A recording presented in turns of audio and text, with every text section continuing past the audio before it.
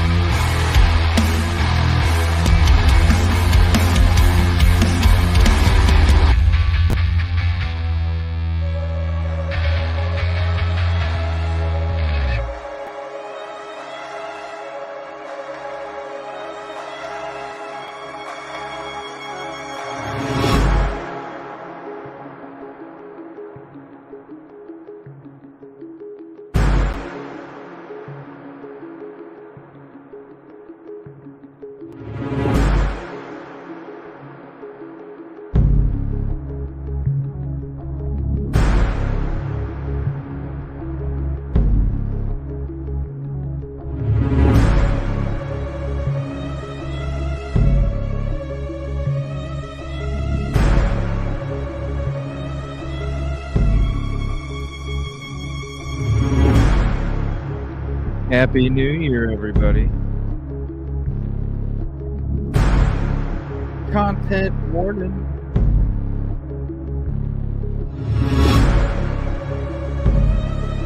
Turn this music down.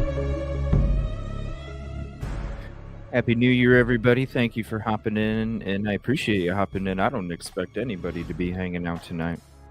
It's New Year's Eve, you know? I'm sure y'all are getting ready. If you don't have nothing to do, we're going to be doing a show later, too, for when the ball drops, Eastern Time Zone. We'll be hanging out for just a little bit after this show. A little music, chit-chat, whatever. And watching the ball drop in the East Coast together. We're going to go ahead and end the evening, and I'll be back tomorrow, too. We got a show tomorrow morning, 10 a.m. Central, 11 a.m. Eastern. We'll be going through the real footage from a year exactly from when the crime took place. You get the exact foliage, daylight, and all that stuff. And I'm even going to show you the footage when I was driving through that crazy-ass fog. Before, I only showed you guys a picture. I'm going to be showing you the video this time so you can actually... And don't worry, half of it's not going to be filled up with the dash. It's going to be nothing but beautiful. And scary, too, when you see what I had to drive through just to do this stuff. I mean, it was damn near foggy like this almost every time when you're driving up in the mountains and shit. It was nuts. So we'll be going through all that real footage. I'll be showing you the footage during the daytime, during the nighttime in Pullman, Moscow, outskirts, all of it. We'll just be hanging out, going through different things. I figure why not? It's been long enough. It's been a month and a half or longer. Why not go ahead and have a show for it? Let me see here. I want to say shout out to Teresa for our coffee cup winner last night. And I'm going to do one tonight for the hangout show for when the ball drops. So when the ball drops, what I'm going to do is I'm going to leave the contest open the whole time. And then once that ball drops and it's 2024, that's when I'm going to hit the button and we're going to see who wins the coffee cup. So it'll be open the whole show. If you're interested, you can just show up at the beginning of the show. Make sure that the hashtag thing's up there though first. But you can always just show up to the show. Make sure you're live after the intro. You're in here. Even if you just pop in, hit a hashtag PPP and then bounce. Hey, you can still enter to win. You just got to make sure you come back for the replay to see if you won or not. We're going to be going through some case discussion tonight before we get into part 2. Just like last night, we did a little bit of part 1 case discussion and then a part 2 into the questions and answers from all the press conference. I really don't feel like, I've said this from the summer when people really were asking. I didn't see any value in listening to the bullshit and the lies and all the different things that they want to spin to you, because then it's just going to confuse you, even more. I feel like when they're asked real questions, that they're, the statements that they make before the questions, those are always prepared. They're prepared. It can be easily fooled, right? You don't see the true reactions unless you're really seeing questions that they don't know are coming, just like last night in part 1. Questions they don't know are coming, and how they answer them is so key. And that is, I feel, is the most beneficial part when it comes to these. So we're going to be getting into the press conference. It's going to be part 2 of our series. This will be press conference on 11/20.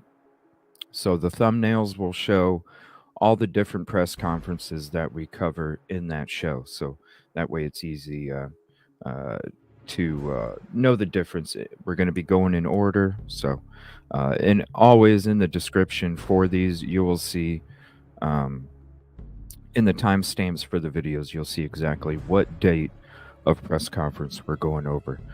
So the first thing I wanted to share is a video from Casper West. Shout out Casper West. We're going to get to that in a minute. I'm going to say your hellos first, but we're going to get into this Casper West video because, and I left a message on the video too. Shout out Casper West. Thank you for discussing the university power, the PR, the relations to the demo. This deal for the University of Phoenix, Idaho acquisition is coming up here in February 2024, just about a month away. And it's so shady, and I thought this video was very well done. Now, it's stuff that we've talked about a month or 2 ago when we were getting into all of it, a month and a half ago. And I am going to show an old video also tonight before part 2 from the Idaho Statesman, because I think it speaks volumes when it comes to this community and how they don't know, how they're going to get screwed, and how these people are just trusting a Christmas stocking that has a bunch of crumpled up paper in it, just like the PCA. So it's just as crucial. So I want to share that again too. So shout out Casper West. And then we're going to play a couple other things, and then we're going to get into tonight's show. Thank you so much for hanging out. Appreciate you. And there's Grizz's link. If everybody loves that intro, definitely go sub to Grizz, because it's his artistic ability that put that together for me, and I appreciate it. Katrina, ticket number 1. Gut Feeling Golden, ticket number 2. Nina, number 3. What's up, Caddy? Ticket number 4. Freebird, ticket number 6. Oh, thank you so much. Oh no, come on, we're doing a part 2. We're not, Deborah, we're not doing a coffee cup giveaway right now. Not in this episode. It's in the hangout for the ball drop. Let me share that with you. Hold on. Let me switch the screen up real quick, and I'll share what we got coming up here for the next couple shows. Give me one moment.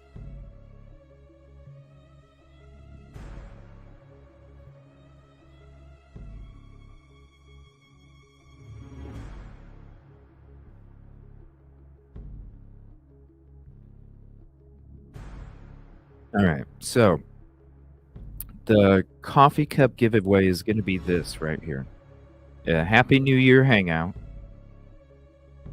So this is, but the thing is, though, is with the giveaway, I can't do it and you can't be entered until the live starts. So that's why I say at least wait for the intro to get through and then put your hashtag in there, because as soon as I get in there, once it's up, once the contest is up, I'm going to show the screen.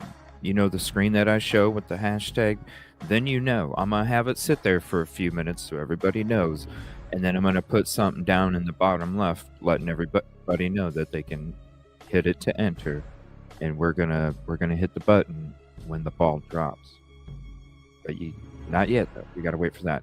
Tomorrow, this is the episode right here where we're going to be going through the real footage. So if you want to hang out, it's 10 a.m. Central, 11 a.m. Eastern. Well, we're going to be doing it on the day show. And then we got more stuff coming up after that. And we got some conversations with CJ episodes I'm excited to announce as well. Some people, especially this one, but we got a few of them that you know their name. It's going to be very interesting, and I can't wait. Thank you so much. I appreciate it. 49er Girl, ticket number 9. Mary Burns, get my cake. I don't have cake today. I just have coffee. This is my birthday. I'm chilling with y'all. Dre, ticket number 10. Thank you so much. Sandy Toes. Oh, you know what? I think it is, Sandy. I think 2024. I think 2024 is going to be, I think it's going to be a really good year this year. I feel it, you know. I think there's a lot of things, excuse me, a lot of things where, you know, people are starting to, you know, understand where we're coming from when we've been talking about this stuff all this time. Instead of being a conspiracy theorist, now all of a sudden there's bigger voices that are, you know, picking up on shit. You know what I mean? So that's why I'm saying this 2024, yeah, it's going to be a huge year for this community. I feel it. What's up, Thinkers Think? How are you? I needed this 1 year of the show to kind of get it all figured out. And now we're in the rocket ship, baby. We're about to blast off. Mark and Betty, ticket number 17. Thank you so much. Happy New Year for you, since it's already New Year's for you. ABC News, by the way, has the New Year's in like every country. It's pretty neat. Yes, the intro hypes me up. Every time. What about you? AG number 20. Thank you so much. Bam. Happy New Year's Eve to you. Thank you very much, Deborah. Appreciate that. Sending an early Happy New Year from Detroit. Got 5 hours until the yeah, it's a bit until the New Year. My favorite cake is angel food cake. Yum. 6 hours over there. Star ticket number 25. Yeah, Caddy, I hear him too. What's up, Sandy? How are you doing tonight? Happy New Year's to you, Starla. Thank you. I appreciate that. By the way, if you know the number of your like, put it as your ticket number in chat, and I'll call your ticket number. Because just like you're at the DMV and you get that ticket, when they call your number, they're there to serve you, and that's what I'm doing for you. So I'll call out your ticket number. What's up, DogFan78?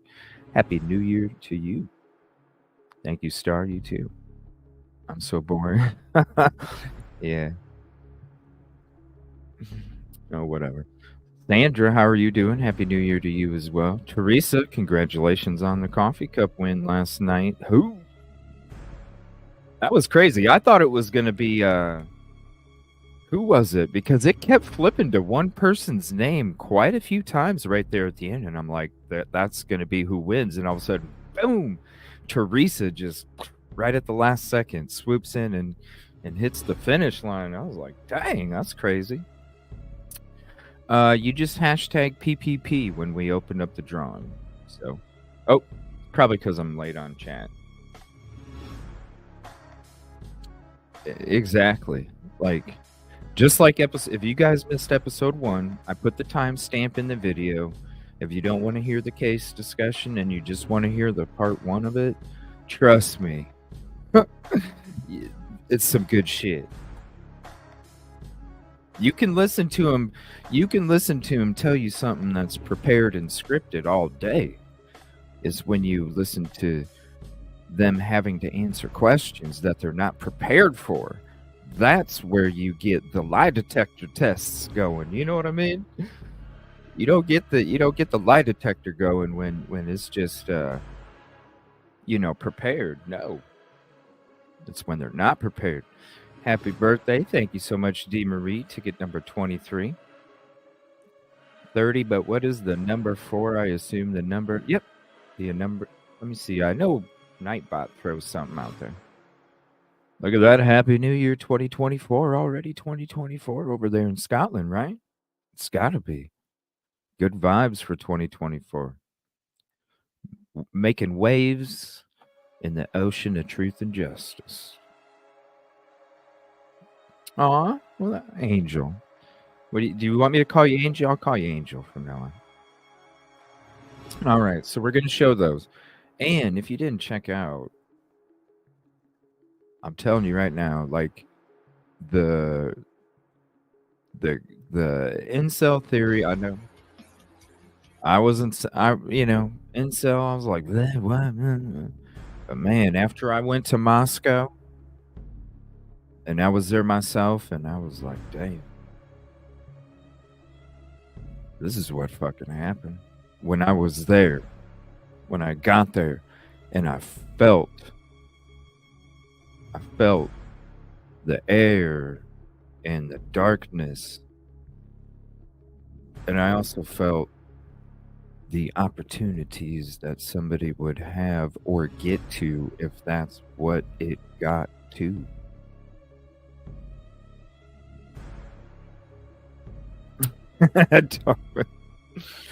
Angel. We'll call you Angel. Swampside Chick, number 35. Thank you. How are you? The opportunity, when I was there, I was like, damn. Opportunities like crazy. And then I'm like, you know what? This person, from the beginning, when I was like, they were kicking it back in the trees, they were watching from back there where the blue car was. In the beginning, I thought it was from a bicycle connected to Paradise Path. Then I'm like, somebody walked. And then when I went there, I'm like, no. Somebody lives right over here. Somebody that parked here just to go back home, to go home. Somebody parked in that parking lot just to go home at Queen Road Apartments. And it eventually led to obsession, passion, rejection. Even though it was only built in their own head because they never built up enough confidence to even go introduce themselves. Maybe they did. They got turned down. But they continued to see the fun that everybody was having that they didn't get to have. And they got tired of it. And it was the first night that they came home and they saw that there was no activity going on. And they already went back to their apartment and they said, tonight's the night because nothing is happening. They were waiting for that perfect opportunity. And they didn't have to go far because all they had to do was walk 20 fucking steps to go home and look like nothing else than you, like you do every day coming to park there. Ain't nobody gonna say, yeah, it was kind of weird that person was walking outside the parking lot. No, because they lived there. That's why nobody saw anything out of the ordinary. Nobody saw anything out of the ordinary. Nobody heard anything out of the ordinary. It was something that was prepared for. The night that it took place was up to the activity that was going on in the house. That's why it took place on a night that all of a sudden nothing happened, when we hear all of these stories over and over about how much it was a party house, and even Joseph Scott Morgan talking open door policy when it comes to colleges with that without amount of traffic. And anytime that you go watch the body cams, you're always seeing somebody that don't live there, and you're always seeing people say that the people that live there aren't there. The one night that there was not anything going on, that night was the person that maybe they came home from work. They came home and parked in the same spot that I did. And they sat there and they were like, wow, let me go to my fucking apartment and let me get my shit. Tonight's the night. It just, I don't know. The first, yeah, the delay from the University of Idaho vandal alert to when MPD actually confirmed to the Consalves family about their daughter, you know? That's a long time. Especially when the Consalves family was getting phone calls telling them that Kaylee, that she was unalived, but that it was with a gun. Right? And they had to sit there and see the vandal alert, because you know the parents are tied into the vandal alerts. Come on. Right? They had to see the vandal alert.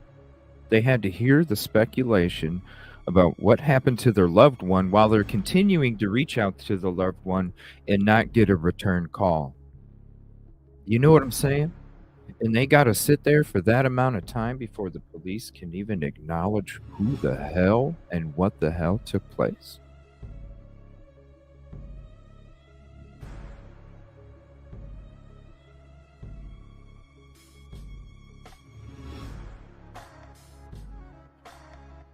It's bullshit.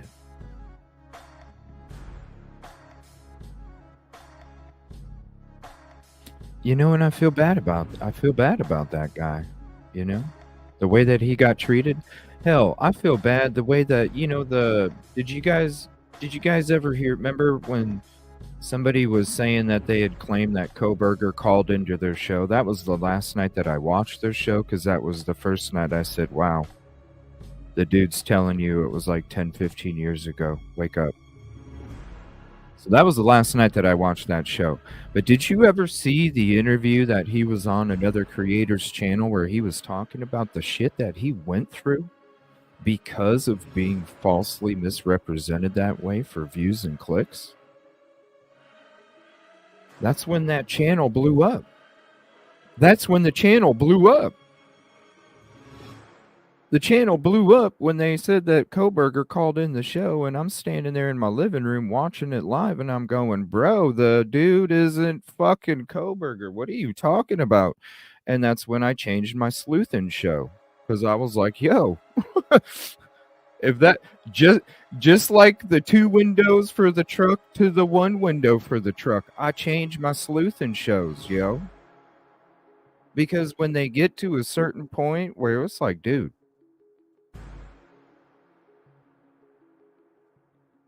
like a toddler could figure this out. Switch. I'm not naming names, but damn, you see what happened? Just like what happened with Jeremy, just like with what happened with fake Koberger. These are people's real lives, yo. These are people's real fucking lives. Now, I know, and I want to say shout out Truth and Transparency, because she is killing it with this President Green deep dive that she's doing. She's killing it. Shout out Truth and Transparency.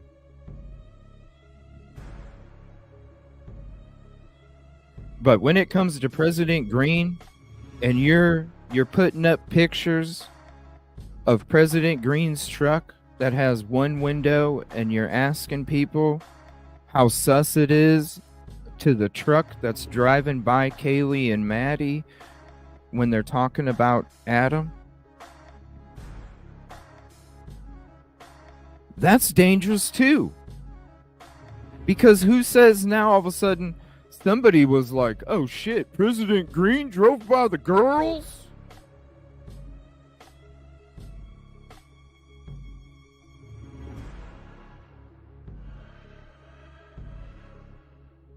You know, you're going to hear in this Casper West video, and you guys have already heard this, when it comes to them having to have people follow the dump trucks. People had to follow the dump trucks so that people didn't steal souvenirs. Are you fucking serious? Was it the same party that was trying to schedule a slumber party at the fucking house? And that's probably why the university was like, yo, we can't wait until next summer or even longer to demo this house because we have people talking about organizing a slumber fucking party at the fucking property. That's real vandals, not the Idaho vandals. That's real vandals. Going into the fucking crime scene, going into the property and joking about getting a slumber party getting together. And you're talking about respecting the property in the same paragraph? That's playing games with the property. That's playing games with the property. Now all of a sudden, who says the University of Idaho didn't take them serious and go, guess what, people? We got people that are really trying to get a slumber party together. And we don't need somebody coming in, falling, and having a lawsuit on our hands. We don't need people breaking in. We don't need this activity going on. We definitely don't need lawsuits from people getting hurt inside because half the building's gone inside. So we just got to tear it down right now. We can't take that chance. Like, you're playing games with the property. And you're going to hear this part. It's one of the, like, when they're saying that they have the dump trucks being guarded so people don't take souvenirs? How can people not respect the property and the victims and the families and the communities? I mean, geez, when I was there, it was missing a piece of crime scene tape. I didn't walk through it. I respected the property. I respected the victims. Why do people want to play games with this shit? I'll never understand. And the way that Jeremy and fake Koberger got treated was bullshit because this is people's real lives. Scott Green didn't drive by the fucking girls when they were talking about Adam. So why even put it out there like that? He's got a real life too. Besides all the shady shit. We all know. We dug into it a month and a half ago. We know the shady shit here. Besides that, he's a person too, man. And then you want to talk shit about another creator in the same shit, bro? Ice Cube said it great. You got to check yourself before you wreck yourself, man. Slow the fuck down. Steve W., ticket number 43. What's up, Unravel? Thank you. The Incel at Queen Road. The house is a target at Incel Queen Road. Yeah, we're going to watch that. What's up, Micro? Yeah, we're going to watch that real quick. Shout out. Shout out Truth and Transparency for doing an amazing fucking job on doing this deep dive of President Green, for real. She's coming out with some shit. It's fire. One of my mods, if you can do me a favor, drop the link in chat. If not, I'll throw it up in a second. I got to get to Casper West video first. Shout out to Casper West for all your hard work. and your efforts for the true crime community, and everything that he put in this video. We all know this shit. I'm so glad that there's other people out there that are putting this shit out there, because hey, right now in 2023, we hit 4K. You know what I'm saying? 2024 is going to be a bigger year. We're going to have a bigger voice next year. This year coming up in a couple hours. That's just how it's going to be. But I'm so happy and I'm so thankful that there's other voices out there that are doing this shit. You know what I mean? Shout out Casper West. Appreciate you. We got to listen.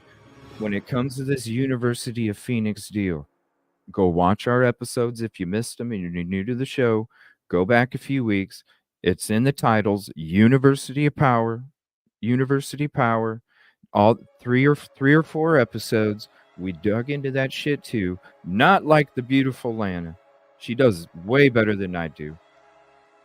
But this deal is so messed up. This deal needs to be talked about. This deal needs it. The community over there needs to understand what the hell's going to happen. And I'm going to show you some real shit after we watch this Casper West. You're going to see how little they know and how much they're promised and how little the university is going to be responsible for a lemon of a business. It's disgusting and it's horrible. Give me 1 second. Let me get to that Casper West video. Great video. All right, so if you're not subbed, I'm going to show the channel just so you know you got the right one. But there's the link in chat. This is Casper West right here. If you're not subbed, definitely go sub. Great video.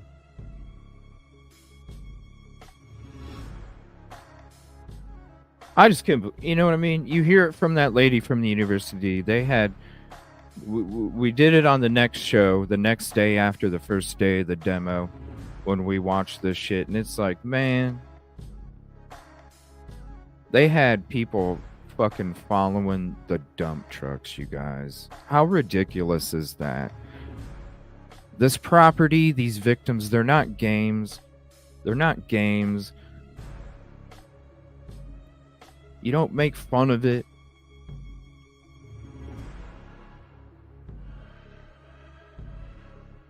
When you play games and you make fun of situations, that's the kind of shit that happens. They have to guard their frickin' dump trucks.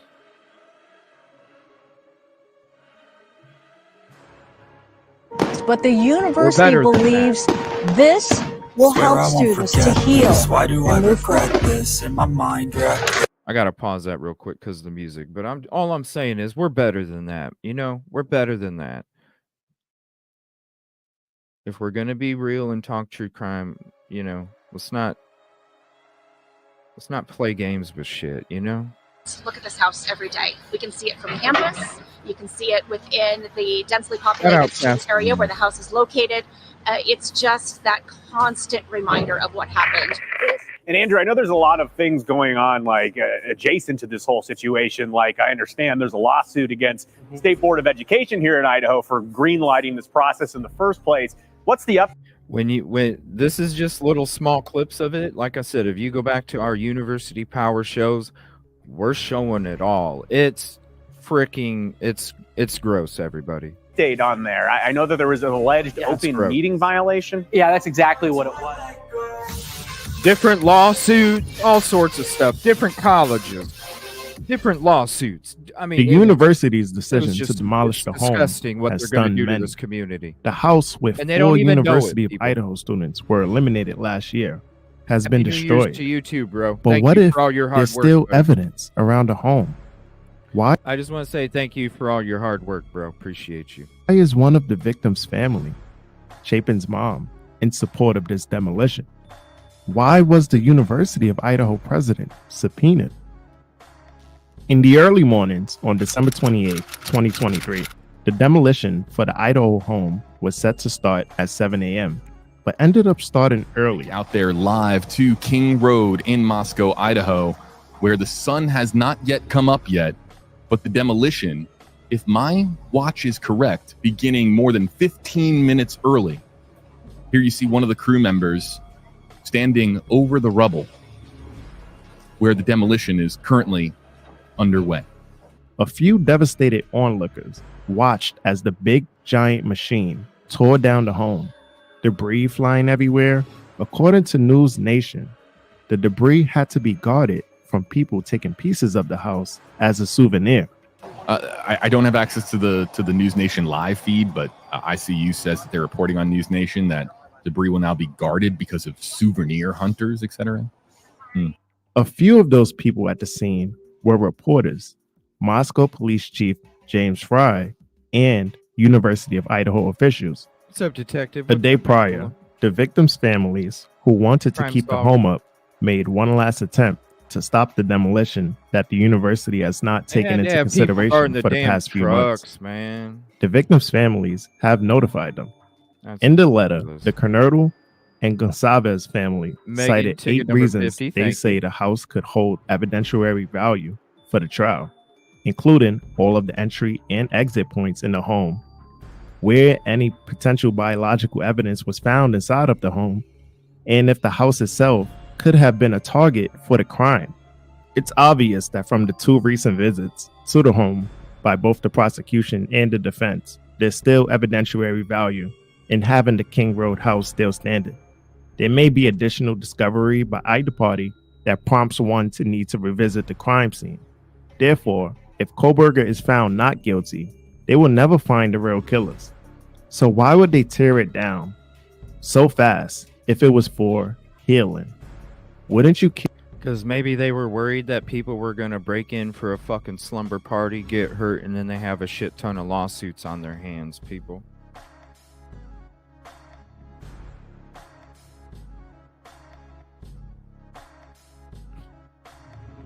It's not a joke. You know what I'm saying? This shit is not a joke.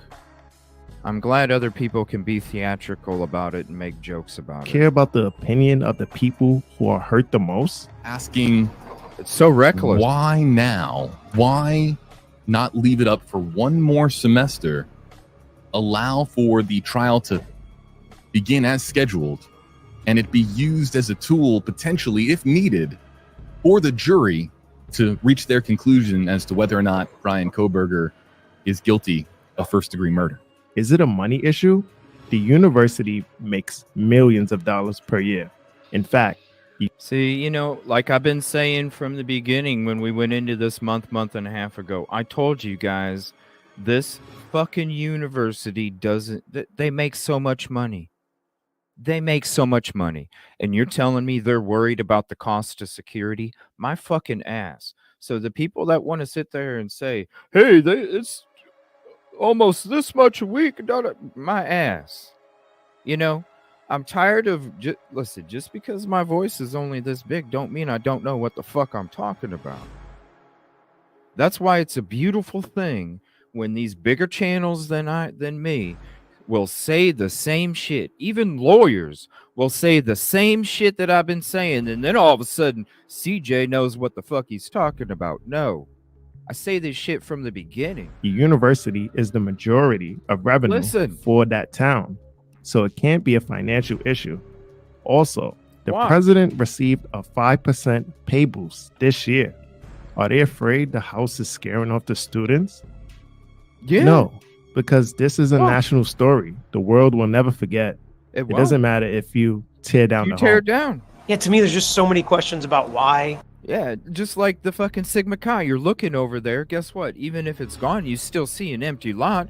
It doesn't. This is what I've been. It doesn't mean that the event goes away. This is when the event goes away, not the demo.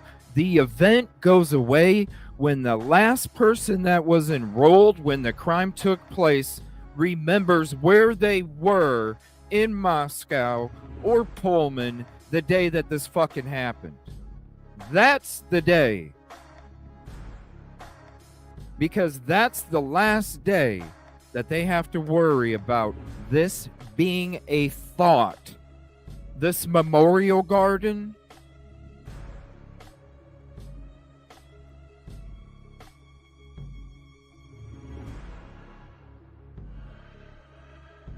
if they were worried about it, think about this, people. This fucking memorial garden.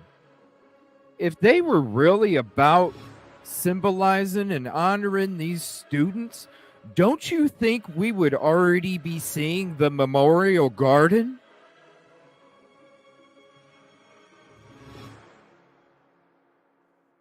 It's a year after the crime took place, and all they can give you is a 2-foot by 2-foot camera shot of a piece of land that has sand and a rock on it, and they can walk you onto the field that they plan on putting it on, and then the drawing that they have, they just started it a week before they took the video. It's obvious. They don't care.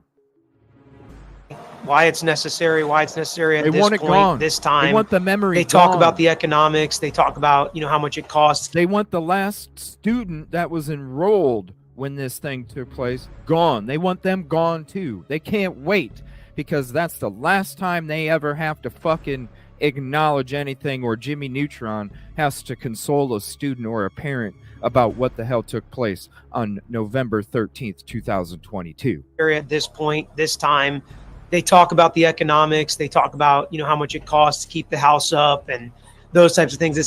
It's almost nothing if you look at a budget and you look at everything they're paying for. See what I'm saying? To me, it really has more to do with probably PR. And they want people to not think about. When the lawyer says this shit, and I've been saying it, come on now, I'm not fucking crazy, you guys. I'm not talking out of my ass. I know what I'm talking about. This, when they think about the University of Idaho, and they want to try to put this in the past, and I can understand that. But while the case is still active, the world is still watching. Can't be erased. Nobody's going to put this in their rearview mirror until the trial's over, and maybe not even then. Despite everyone Could've saying saved it's a it. risk to tear the home down before the trial, Ethan Chapin's parents were supportive of the demolition, saying the demolition is for the good of the university, its students, including their own kids, and the community of Moscow. Ethan Chapin did not even live at the home. So why would Chapin's parents be supportive in the demolition of evidence? Chapin's had a University of Idaho scholarship fund, and their daughter was honored as Sigma Chi's sweetheart. So it seems like they would be least likely to go against the University of Idaho's decision to demolish the home, which is still very strange.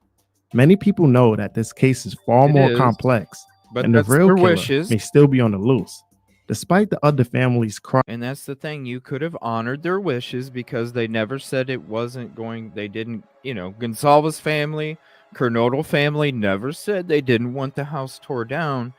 They just said they wanted to wait until the trial was over because what if one jury member thought it was important? And when we showed you how the place echoes, shout out AG for retweeting that or putting that tweet out that we went through a couple nights ago and showed you guys again how bad this place echoes, and you're going to tell me that it's not going to be worth it for a jury if you got to slap some plywood down on some floorboards or some walls just to create, I mean, come on, let's be honest.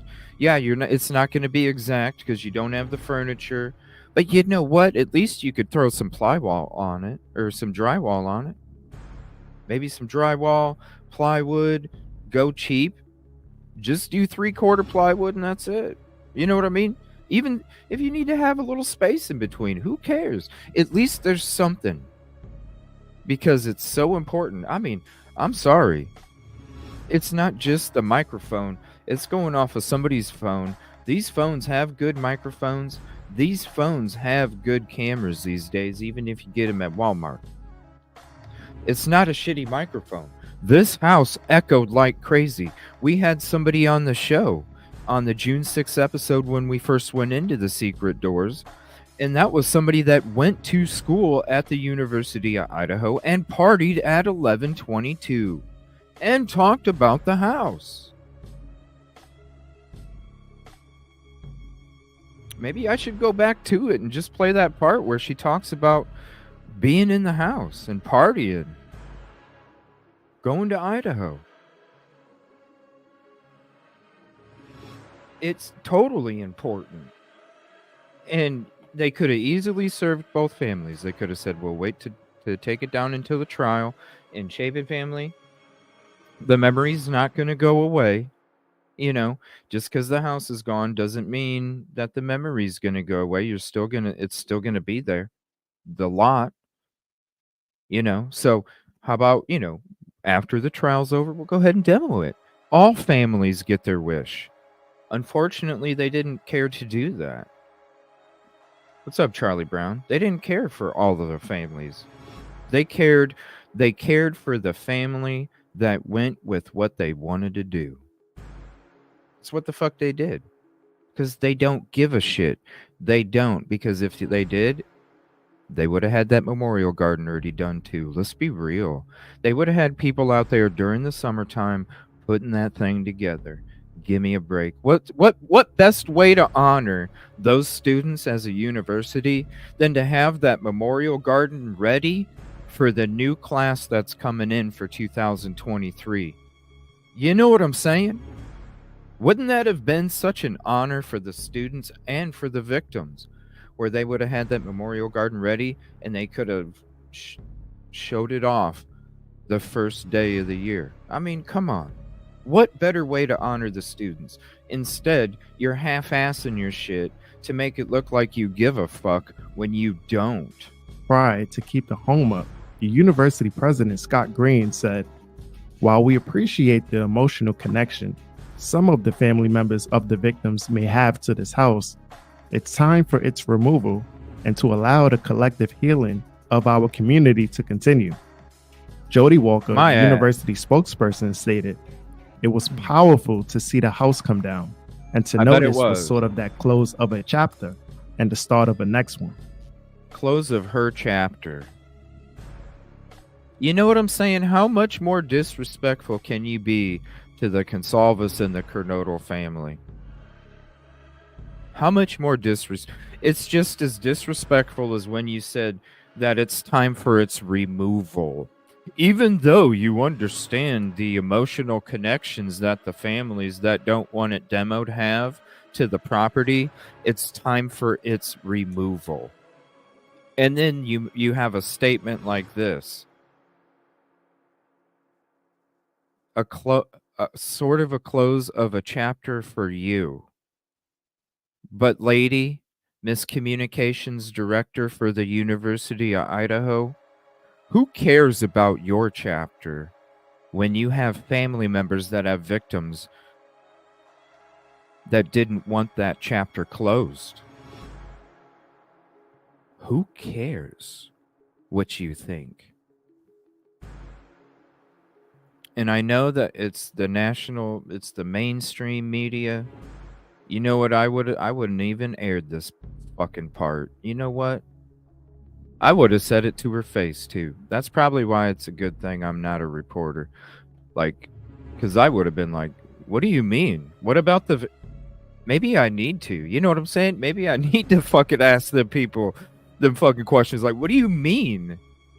Your chapter when it comes to the Consalvis and the Kernodle families chapter. What do you mean? What? I don't know. I'd probably get in a lot of trouble. That's an odd thing to say when we know that the families are hurt by the decision to take it down. This isn't about you, and lady. Recent polls show most people disagree with the demolition. I don't know where that poll came from. Where's this poll results? So he must have did a poll. I don't know how many people voted. It would have been nice to know that, but I'm sure we all feel the same way, do we not? I'm sure we all feel the same way, that 63% of us feel, hell, it's probably more than that in this community, to be honest with you. I mean, shit. Show most people disagree with the demolition. The owner of the home allegedly gave the property to the University of Idaho for free, which means the university can do whatever they want to it. Really putting up too and we went into that in March when we found out that it happened in February. much of a fight to stop the demolishing of this house. Therefore, the University of Idaho owns this house and it's their property and they can do what they want with it. So there doesn't really have to be an approval process. They didn't have Nope. to seek approval. They didn't need approval from the owner. See what I'm saying? I've been saying this shit since it all took place. Like that. I'm so glad that JB and Peter are saying the shit that I've been saying, because then people, they're not gonna call it conspiracy anymore. They're gonna be like, you know what? You don't need to go to school to know what the fuck you're talking about. From the court to demolish the house. Up here. It seems like that was their It's up plan here. all along, because once they owned the home, they made plans to demolish it. But why? University President Scott Green has been subpoenaed by the Attorney General Raul Labrador's office. The lawsuit came on June 20th, 2023, just 7 months after the murders. The lawsuit is based on whether or not the University of Idaho competed with other suitors to purchase the University of Phoenix. Attorney General Labrador stated that the University State Board violated the open meetings law when they had closed-door conversations to discuss a possible $685 million purchase of the University of Phoenix. The deal will change the already for-profit online university, serving 85,000 students, into. So I'm saying we dug into this. Shout out Casper West. I appreciate you putting the information out there, because the more people that know about this shit, the better it can be. Like, listen, we have until February 2024, just a little over a month. As far as we know, they could rush this shit like they did the demo. They could pull in the third week of January and fucking pull this thing off.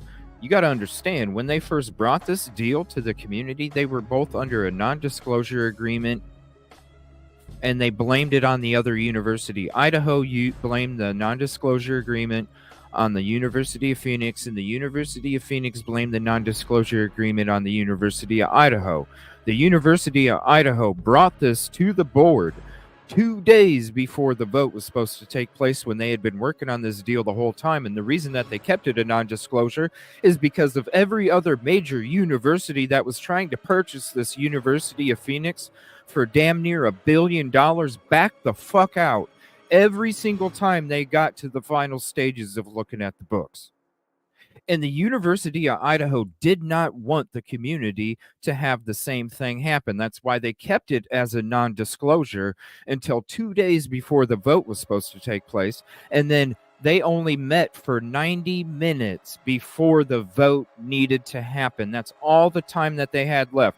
They had 1 day to get everybody together, to get together the next day to make a vote. That's how shady this is. And you got University of Idaho blaming University of Phoenix, and you got University of Phoenix blaming University of Idaho. Because each one of them know, guess what? If any of this shit gets out like it did all these other times, we were going to sell it for $1 billion, twice as much as what University of Idaho's paying. Guess what happened every single time? The community said, hell no. The community is being bamboozled. Shout out Casper West for talking about this. To a non-profit university. In order to save funds, could this lawsuit be the reason why the university was quick to demolish the home?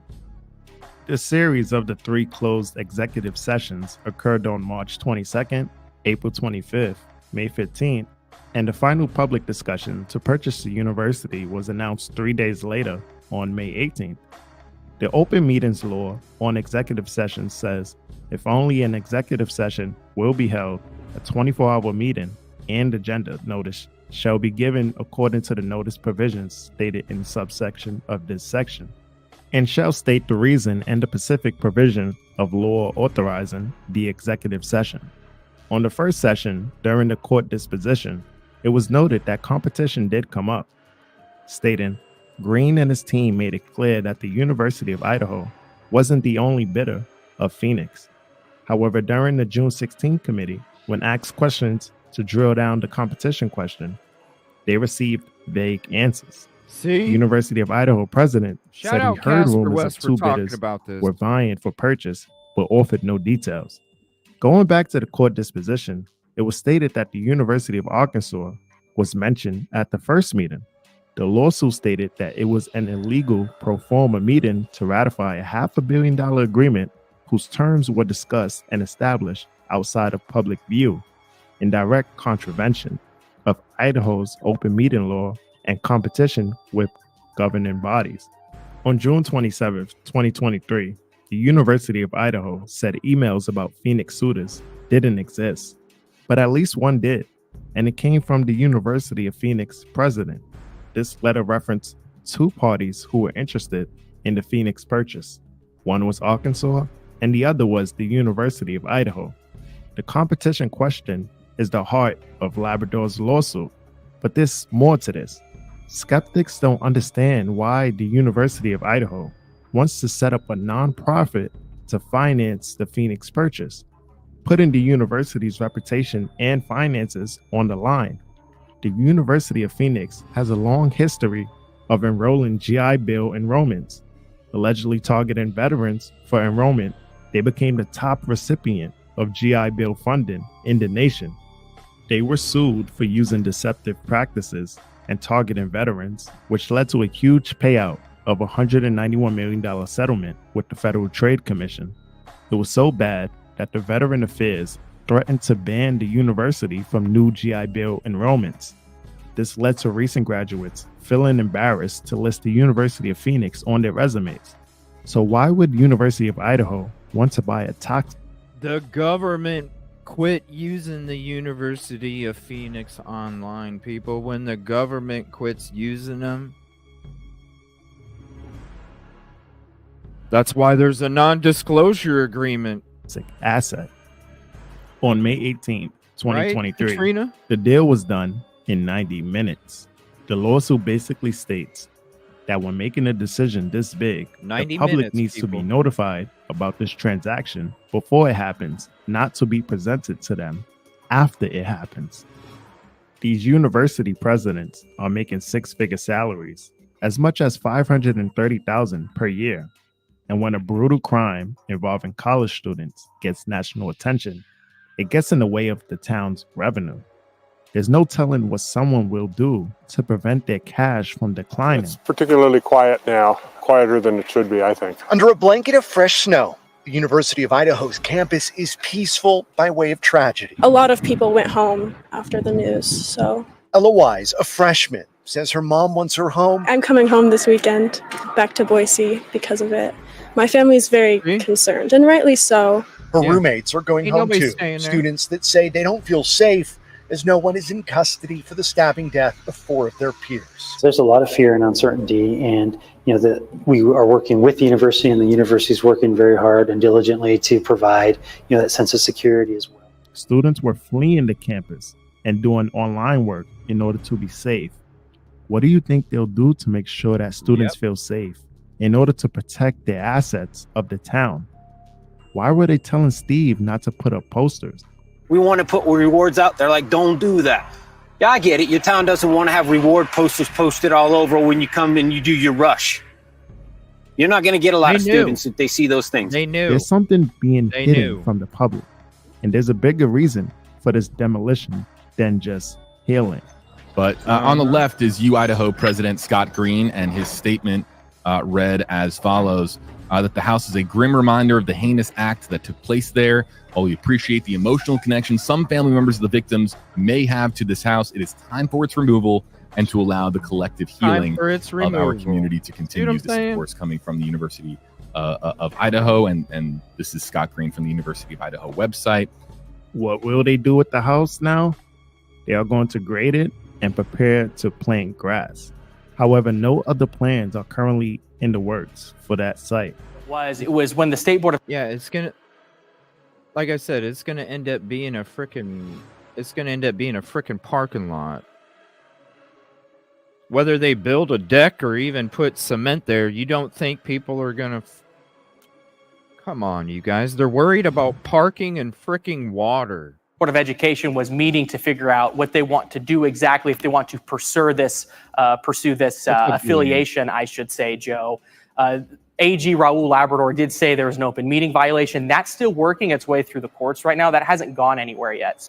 And when I'm talking about when I was talking last night, talking about a local anchor and a local reporter that was out at the property, they were frustrated because they weren't getting any answers. They weren't even hearing anything. They weren't even getting calls back. And the community they were talking to wasn't hearing anything either. The guy that was out there at that property, he had a beanie on, and it was the guy sitting there with the 208 on the screen. Whatever his name is, that guy. You can go look for it, KTVB. It's one of the first news clips that came out when this crime happened, and you'll see him standing out in front of the property, and he's got a beanie on. And it's if you want to see the actual, it's the one where I talk about the call for it being an unconscious person in my video section. I made a short on it. So certain things need to line up for this to be finalized. The University of Idaho anticipates early next year. But yes, that is still something that's on our radar that could impact this going forward. All right, lots of moving pieces there. Andrew Bartline reporting on the 208. Thanks so much, Andrew. Now the investigation is still ongoing. We will see whether or not the University of Idaho is at fault. Let me know what you think about all of this, the demolition, the lawsuit, and do you think the university is hiding something? It's Casper West here. No, they're not hiding anything. They just want the last student that's enrolled to remember where they were the day that this crime took place, because then that's the first day they get to wipe their hands free. That's the first day they get to wipe their hands free. You know, the frickin' PR pumped out by the university. All right, so I'm going to share some of that video here. Let me see. This is from May, I think. Let me see. This is Idaho Reports. Now, this is when they were talking, because, again, here's Idaho Reports. The University of Idaho Power Influence Playlist. That's where we would discuss all these things and dig into them, okay? Where we I think it's like 5 episodes or something, 4. Something like that, where we really dig into different things about it. So definitely check it out. I think some of them were when I was actually in Moscow, Poland, if I'm not mistaken. If not, they were like right when I got back, something like that. But definitely check out that playlist. So this is Idaho Reports. And this is the gentleman, he was actually part of it. And this is like a news program. If you haven't seen this before, this is like a news program that they had back in May, I think, when the deal was first brought up and voted on to go ahead and go through. And it's very telling. And so anybody that does talk about this University of Phoenix, Idaho deal, I suggest anybody use this also in their videos, because this right here is a very, very, very telling conversation about how much they don't know, what they're being promised, and you can even see the bamboozle effect that's taking place. You can sit there and see them going, well, we got to trust these guys. It's a Christmas stocking full of crumpled up paper. And they have to trust that it's Hot Wheels and Kit Kats. It's ridiculous. Who knows, Moto? Like when you're have you ever been in a community that only has 20 or 30,000 people, Moto? People talk. They talk a lot. And people talk about your business a lot. So that would be the reason. Point blank. People talk, especially in those small communities. If you ever been one, I've been in one. Been in a couple. People talk. Always. That's what they do. They talk about other people. That's the old pastime. Well, then you know what I'm talking about, Modo. That's the old pastime of a small town, isn't it? Talking about other people's business. It's the damn truth. All right, so here's a link to this video. If I thought I put it in there, but let me put it in there again. Definitely, I would use this if you're going to talk about the Phoenix, Idaho deal, because this right here shows it's a very telling conversation. It was a big week for education with 18 school bonds and levies on the ballot across 16 school districts around the state. We'll get to those results in a bit, but first on Wednesday, news broke that the University of Idaho has been in talks for months to acquire the University of Phoenix for $550 million. On Thursday, just one day after that news became public, the State Board of Education unanimously approved a request from UI to form a nonprofit that would handle that acquisition. Here to discuss. Yeah, and they had to form a nonprofit too. You know what I mean? Where's the address for the nonprofit? The Kibido, where the football team plays. Discuss is Kevin Richard of Idaho Education News. What? Kevin, it's been quite a week. It really has been. And it has been, hasn't this news about U of I and University of Phoenix came from out of nowhere. This is so telling. We're just now starting to come to grips with the enormity of this transaction. It's so a $550 million purchase. It involves $685 million of bonding to cover everything. That is about as much as we're going to spend as a state on the four-year colleges and universities in 2023, 24. See? 24. It is a staggering amount of money. And it is a process that is unfolded. Hey, we need your money to buy some bullshit business for us. And when it goes up afloat, guess what? We're only going to contribute $10 million a year while the people that own the bonds suffer the losses. It's a bunch of bullshit. In rapid fire over the past 48 hours. You touched on this briefly, but this money isn't coming from just cash on hand that the university has. This is from bonds that the nonprofit will acquire. Right. The separate entity, the nonprofit New U, would be doing the bonding to acquire the project, to acquire University of Phoenix. And the University of Idaho has been careful to say that there's no taxpayer money involved in the bonding. There is some financial risk, though, for the university. Let's talk a little bit about that financial risk. And look at the way he looks around, too. He knows he's about to say some shit that's like, dude, it's not just the university. The university doesn't have $10 million a year. You think $10 million?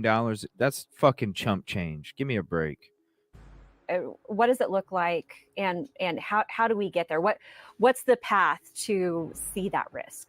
The path would come if New U was unable to make its payments to cover the purchase of University of Phoenix. At that point, the university would step in to the tune of up to $10 million per year to backstop those payments. Up to. Now, that is a fail-safe, and that's interest. That's interest on. That's your interest payment. That's your interest payment for your credit card. What are you knocking any of the balance out? No, you're not. So do you think with inflation every single year, because it's a gradual thing, do you think by continuing to knock off not even barely the interest, you think that while you are going to have to pay out lawsuits, because look at all the lawsuits that continue to happen to the University of Phoenix online. Where's all this money coming from? Oh, the community. It's not immediately clear to me exactly where within the university's budget that's going to come, if that were to come to pass. There are a lot of things that aren't clear. There's a lot we're still trying to sort out here. One of the questions that I had was, New U, this nonprofit that was the university is forming to handle, they're bonding with state authority. Kibby Dome. That's the address, people. That and taxpayers not be on the hook? Right. How can they do that? That's a really good question. I mean, I think. See, how can they do that and taxpayers not be on the hook? Taxable and non-taxable bonds. Hello, who do you think's buying the fucking bonds? The taxpayers. Duh. State authority. Duh. How can it do that and taxpayers not be on the hook? That's a really good question. I mean, I think there's a lot of governance questions. There's a lot of process questions that we're trying to sort out. And really, what we had on Thursday, the state board met for 90 minutes before voting unanimously to give the U of I the go-ahead to proceed on this 90 purchase. minutes. There were a lot of nitty-gritty questions that were being asked in that meeting, to be fair. But a lot of it was focused on the money. A lot of it was focused on the beautiful bouquet that you think are real flowers, but really once you grab the bouquet and then you go to smell them and it smells like plastic with dust on it, you know the difference. But unfortunately, you've already accepted the bouquet. Great questions that were being asked in that meeting, to be fair. But a lot of it was focused on the money flow. How is the University of Idaho going to make money off of this deal? And we really haven't talked about that yet. How would that backstop that $10 million fail-safe kick? And that was really the focus of the meeting. These process questions, these governance questions are still... The Christmas stocking full of crumpled paper, people. One more question on the governance issue. So the two universities will operate independently. They'll have separate leadership and presidents. But this separate nonprofit entity, New U, it's still connected to the University of Idaho, to be clear. Kibby Dome. Its address is the Kibby Dome in Moscow. Kibby Dome. And the individual heading the New U board at this point. Again, we watched this before. Like I said, hit that playlist, University Power and Influence. We covered this. This was from May 19th, people. There's the Council for the University. So the connection between New U and U of I are pretty clear. The deal's going to be done in February. Touched on this, but it needs to be Phoenix talked about. Have the best reputation nationally and hasn't for some time. Even if UI isn't financially on the hook for these issues, what's the potential hit to UI's reputation here when it acquires this for-profit? They don't care. I think that's something that the U of I is really going to have to work on. I think that they don't care. They don't care. You think people are going to turn their back on the universe? No, they're going to continue to bring you flowers that are plastic that smell like dust. You're going to keep fucking getting sucked into it, dude. If anybody would have done their homework that's sitting in that fucking meeting, and they would have looked on fucking Google like we did, and they looked up the university, that you would have, I'm sorry, it doesn't take but 5 or 10 fucking minutes to see all the different lawsuits from, it doesn't take but 5 or 10 minutes to see all the other colleges that backed out, and when they backed out, and why they backed out. People, do your fucking homework. You can't rely on somebody else to tell you something that is factual. You got to do it yourself. And these people. Shout out Casper West for bringing this up. Shout out. The messaging and the framing of this merger, let's call it a merger. Casper West, go into this video, bro. That's going to be something that the U of I is going going to have this to one, bro. deal with. Now, Scott Green, the president of the U of I, talked about the reputational issues on Thursday, and he acknowledged that University of Phoenix has had problems in the past. He insists that this new team that really wants to go the nonprofit route, really wants to get back to nonprofit education, student-centric service. He thinks that they're wanting to turn the page as much as the U of I wants to partner with an online vendor. So we'll see. Because of enrollment. You know, if you watch social media over the... Look at how he keeps looking at the camera too. He knows he's saying some shit. You know what I mean? He knows he's saying some shit. And just think, the University of Idaho just acquired 85 more thousand students, probably going to be 65,000 now with all these other lawsuits that keep happening. And it's going to continue to drop until it's a belly up operation, and all the university has to do is pay $10 million a year because it got them through a few fucking years of having a possible enrollment shortage. Hello. You want to know the reason why they're doing it? To get through the next few years because of the possible enrollment shortage. This deal was started back at the beginning of last year. This was before all of these records were popping off about attendance and all this other shit. This is right after. This is when they said, oh shit, nobody came back the next semester after the crimes took place. So, okay, a month goes by. It's February 2023. Guess what, guys? We need to start talking to the University of Phoenix online, because I don't know if our enrollment's going to recover. Hello. But now they're in. So now they get to, whatever it is, let's just slap it on. Because they already said this was a great idea.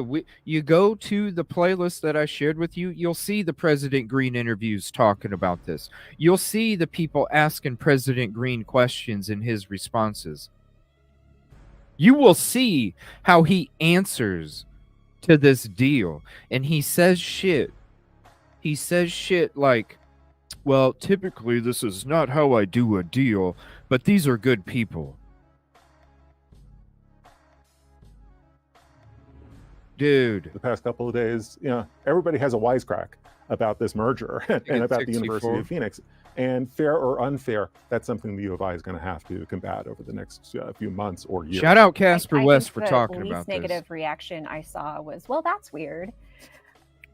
Most of the he's reaction laughing that I about have seen, it. and I went to the university. I still have so many friends and connections there, and there was a lot of frustration with how this happened secretly. The University of Phoenix compelled University of Idaho to sign a non-disclosure agreement. So these talks have been going on for months, even though we have only known about it for 48 hours. 2 days, We had people. the 3 executive sessions involving the State Board of Education dating back to March. What's up, Mama? While the university was operating under the NDA. That was a question that came up in the State Board meeting on Thursday. I bet it did. Green said, why was in it order under? To have a conversation with the University of Phoenix, we had to go the NDA route. See, but I think that is... See, they told them, they blamed it on University of Phoenix. University of Phoenix came out and said, no, it's University of Idaho that wanted it. It's a joke. Leaving a lot of people with questions. It was a lot of planned. People with skepticism. Very planned. One of those people, by the way, was Representative John Gannon, Democrat from Boise. He sat in on the meeting. He was University of Idaho got a steal because all the other colleges were willing to pay $1 billion until they got into the books. University of Phoenix University of Idaho got a steal because University of Phoenix was asking $500 to $1 billion. People were about to pay $1 billion. The University of Phoenix says, guess what? We'll give you $50 million more than the lowest asking price. Like they're buying a fucking remodeled house. Give me a break. Sitting next to me during the State Board. They lowballed him.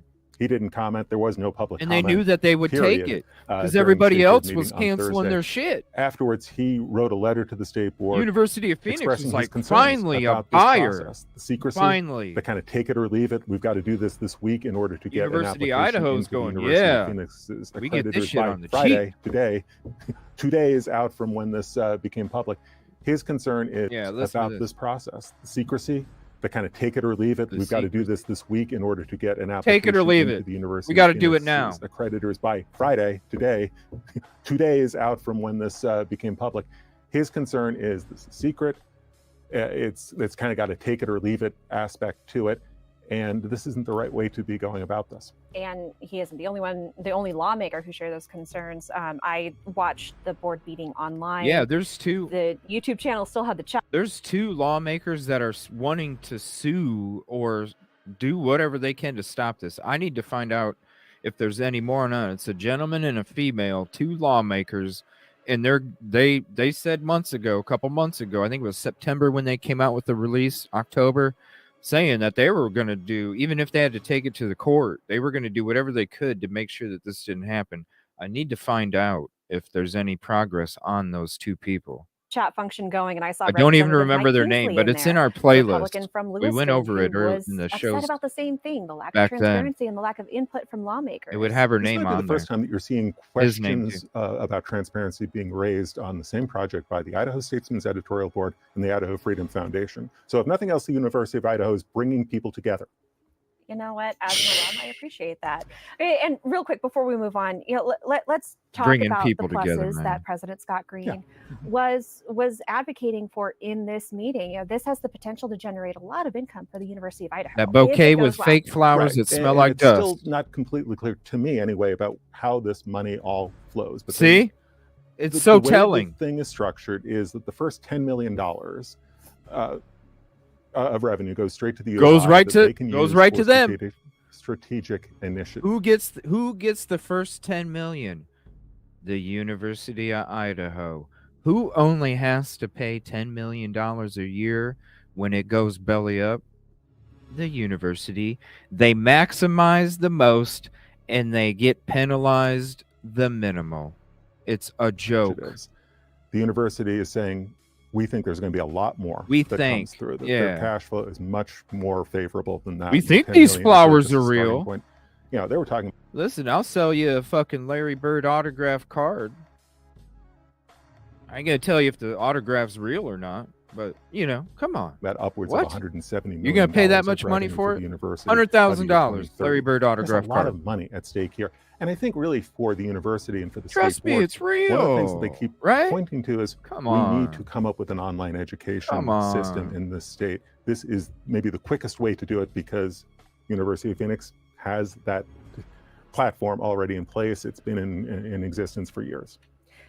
In the state board and University of Idaho were already moving forward with an online platform, Idaho, to kind of address some of those concerns, right? They had to. You heard the students. I'd be surprised if half of them came back. Yeah, they all deserted. You heard it a little bit ago with these students from Casper West's video. My mom's, I told you guys this, that's what I was saying, when they were in shelter in place, because they could call their mom and their dads and their brothers and their sisters and their grandmas and their grandpas and their aunts and uncles while they were in the shelter in place in the library or the snack area or whatever the fuck. Mom, I don't know what's going. Get your ass home. Yeah. Get your ass home now. As soon as they let you walk out that door, Jim, get your ass home. It's close enough to Thanksgiving. I don't give a shit. Skip a couple classes. Get your fucking ass home, Jim. Right? You know that's true. Right. Which the U of I says is still going to be in place. It's still going to be operating as a separate entity, and the U of I's own online classes will continue to operate. So the U of I is really trying to, set up a lot of walls here between its operations and the University of Phoenix's operations. Well, so many questions that we will be looking for answers for over the coming months. Just getting started here. President Green, if you want to join us, we would love to have you. He ain't joining. Moving on, in other higher education news. Yeah. So there you go. The first 8 minutes and 50 seconds of this video. Please, if there's anybody out there that's going to talk about this that wants to stop it, please use this video right here because it is one of the most telling videos that you can have. It's ridiculous what they're being presented, we think. But you listen to the real parts of we don't know. This was brought on to us so quick. Maybe I need to make a clip out of that where he's just talking about the surprise and not knowing information and how quick it was and being 2 days away from when we have to vote, Shit. It's horrible. Probably. Did you see the way he looked at the freaking camera? You see the way he kept looking at the camera too? He knew he was saying some shit. He's like, fuck, I'm going to get yelled at for saying this shit. But it was the truth. He was telling the truth. And unfortunately, the truth was a lot of I don't knows, right? A lot of I don't knows, but that is the truth. That's what the truth is. Very telling video. Shout out Casper West. Thank you for talking about this. It needs to be talked about. It needs to be talked about. And if anybody wants to make a clip out of my shit to promote this fucking deal and how bad of a fucking deal it is for this community, just credit me. You know, fucking make a clip about credit me. Shit. This shit needs to be talked about. My voice is only so big. All right, we're going to switch to... Let me see if there's anything breaking real quick. Let's see. What do we got? Anything breaking. Then we're going to get into the part 2 of the questions and answers of all the press conferences. Tonight, part 2 is going to cover the press conference from 11/20/22. And the reason, if you're new to the show, the reason that we have been just going over the Q&As is because anything that they're going to tell you before the questions that they don't prepare for, everything else is prepared. So it's not really going to, you're just going to be digging through bullshit and manure when you don't need to.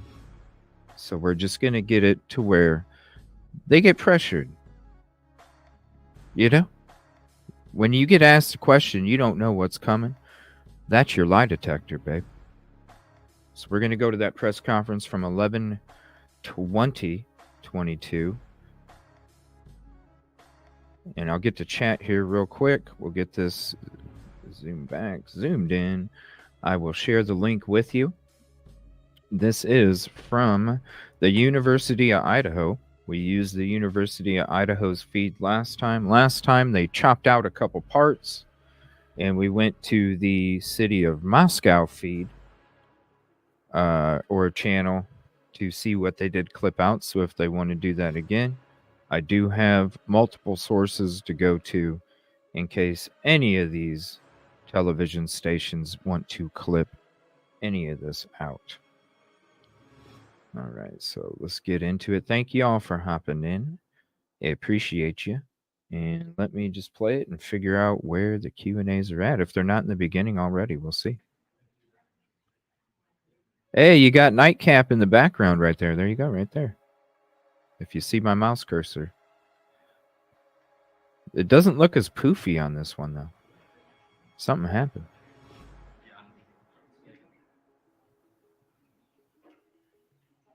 Oh, hold on a minute. We got to pause that. We got a contribution call out. Hold on 1 second. Contribution call out, super chat, stickers, memberships, caps, apps, and Venmos to Freebird for the 5 gifted memberships. Let me get my YouTube feed on my phone so I can call it out until StreamYard wants to actually let it work again. Meowry was gifted a membership.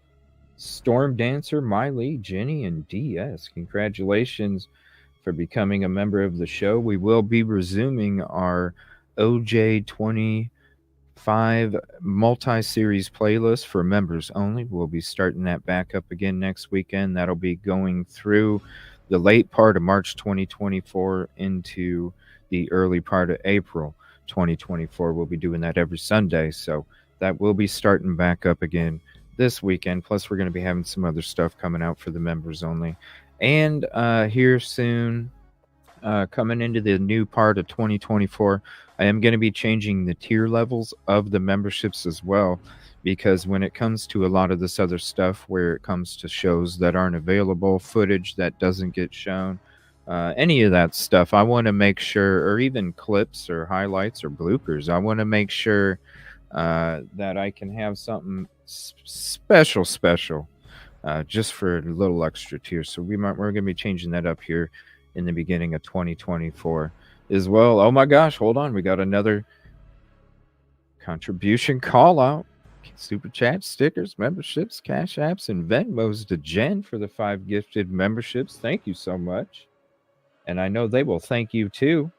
The first one goes to April. Then we got Melissa, Greg, Call Me Crazy, and Callie Chips just became members. Thank you so much for your contribution, your support, and the love that you're spreading to this community, because I know that they're going to be just as happy that they got one as you are putting it out there for the community. Thank you so much, both of you guys. I appreciate that. All right. Let's see where this Q&A is at. They got the whole crew up there. All right. Good afternoon and welcome. My name is Chief James Fry with the Moscow. All right. Let's see here. Let's skip to it. Wait, did he answer questions here? Hold on. .id.us. I don't think so. At this time, I would like to introduce Cap. Okay. Which are honored. Yeah, I believe you were there first, sir. That's I think this guy was the one trying to handle it all at first, and then he realized he's in over his head. Let's listen to Scott Green, though. We had fun listening to Scott Green yesterday. Let's listen to what Scott Green has to say on 11/20. We are absolutely dedicated to make sure Let's see what Scott Green has to say. At this time, I'd like to introduce the University of Idaho President Scott Green. Scott Green, President of the University of Idaho. Last name spelled Green, like the color. Yeah, no shit. First, we continue to extend our heartfelt condolences to the families and friends of the victims. Wow, you know he's Daddy Green when he's got that collar popped. That collar's popped. Daddy Green. As stated earlier, we want justice. Daddy we appreciate Green. the increased resources from the Idaho State Police and FBI that have well, brought with an E at brought the to end, maybe. bear I don't on this crime. Green as in K. We fully appreciate and share the frustration of our students, Yes, employees, Tony. parents, and community members who continue to push for answers. While we wait for answers in the investigation, we've ramped up our security safety practices and are listening to students and supporting them in any way possible. Oh, the fake fucking cry. Watch. Anytime that he he never wipes one tear out of the corner of his eye. Anybody knows if you're crying and you're worked up, you at least got to touch the side of your eye. Come on now. The University of Idaho's primary focus Wipe your now nose, is on supporting our students. touch and the working to corner meet of their your eye, varied something. needs. The police continue to inform us that they believe this was a targeted attack. But we recognize this is not good enough for some of our students who will want to complete their semester remotely until the person who committed the crime is in custody. Yeah. We are also hearing Shit, guys, in the boardroom, we need to figure out something. University of Phoenix, Idaho. Let's do it. that some students want to be back on campus and in Moscow because they gain comfort from the structure of classes and being with their friends and professors. All reactions and feelings are valid, and we all process these tragedies differently. Wow, and the way that you look up, you ain't even looking at nobody either. Contribution call out to Crime Solver. Happy birthday and New Year. $10 super chat. Thank you so much, Crime Solver. I appreciate the super chat and the contribution to the show and the production of it. It makes me be available like I am on any of these days at any of these moments for you guys, and even on the road as well. So thank you very much. I appreciate it. And I really thank you for the birthday wishes as well. It means a lot. Thank you for having comedy when you come into the channel too. Really, the comedy is a beautiful addition to the atmosphere, and I know we all appreciate you very much, Crime Solver. Thank you. We're asking instructors to plan for both sets of students as we finish the semester. We will be communicating decisions early this week so that families can discuss and plan their individual response over the Thanksgiving break. We learned a lot during COVID, and we have many course delivery options our faculty can deploy to meet student needs. Student and employee safety remain our priority. We have increased security patrols on campus since we were notified of this off-campus incident. We've also benefited from increased Idaho State Police presence on our campus, which we are grateful for. They have been a very visible force, and they will continue this dedicated presence on our campus into the foreseeable future. Importantly, they have also assigned resources to the community since this crime occurred off campus. Thank you, Lynn. I appreciate that. In addition to the campus-wide precautions Nicole. being taken, we offer the following safety and security features in our residence halls. We will continue our Safe Walk, available 24 hours a day, 7 days a week. All residence halls are locked 24 hours a day, and only accessible by students that live in the building. All guests must be accompanied by a resident of the building. Each residential community has a dedicated resident assistant staff and a live-in full-time resident director to help ensure a safe environment. Every evening, there are resident assistants that are on duty to perform safety and security rounds in their area, including during fall break. Housing and Resident Life always has at least 2 full-time staff members that are on call to provide support and emergency response 24 hours a day. We had to watch it, you guys. We had to. Over the fall break. And our Learning Center Information Desk Living and Learning Center Information Desk is open 24 hours a day. Read your paper, bro. Open all of fall break for our students' needs. While we certainly hope. I'm going to show you guys something, okay? And I know I show these from time to time, okay? I'm gonna. So before I start my show, what's up, Pickle? Before I start my show, I have a set of notes of things that I want to go over, things that I want to cover, things that I want to mention, the whole show. I make notes before, and that's just not the notes that I have. That's just not the notes that I have for when it comes to all the stuff, when it comes to this case, in other cases, and all sorts of stuff, okay? See what I'm saying? Like, I got all these notes, okay? This is all fucking filled with shit. Look, it's all fucking notes, okay? So when I start my show, and I got all these other notes, I have a 1-page note that has the whole outline of the show and everything inside of it. When I do my intro and I'm telling you what we're going to be doing for this evening, and this is just notes that I take, I come sit down at my desk a half an hour before my show. I sit down and I make notes, a page of notes. Okay? Now, my notes were only made for 30 minutes when I'm telling you what we're going over. Do I not have more eye contact away from my notes than this guy is?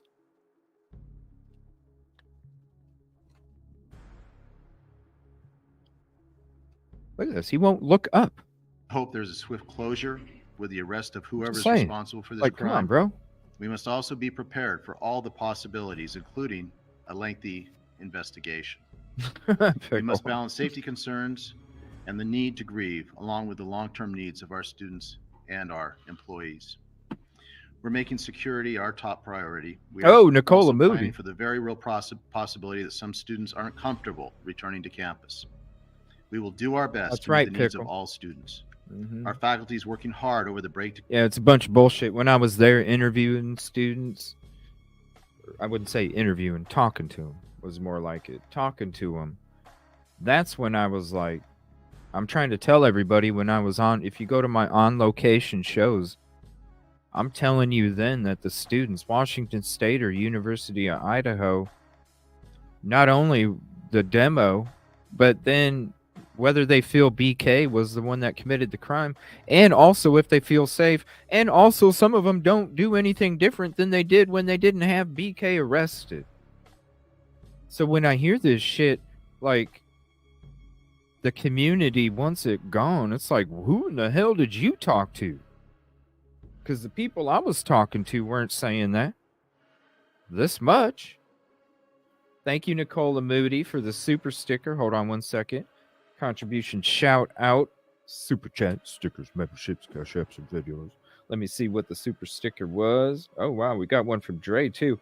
It's the prickly pear with the cape flying like Superman. Thank you so much. I appreciate that, Nicola Moody. And then we got Dre with the 1999 super sticker contribution call out. And that is, where did it go? It's the prickly pear with the mirror that says, thanks for being you.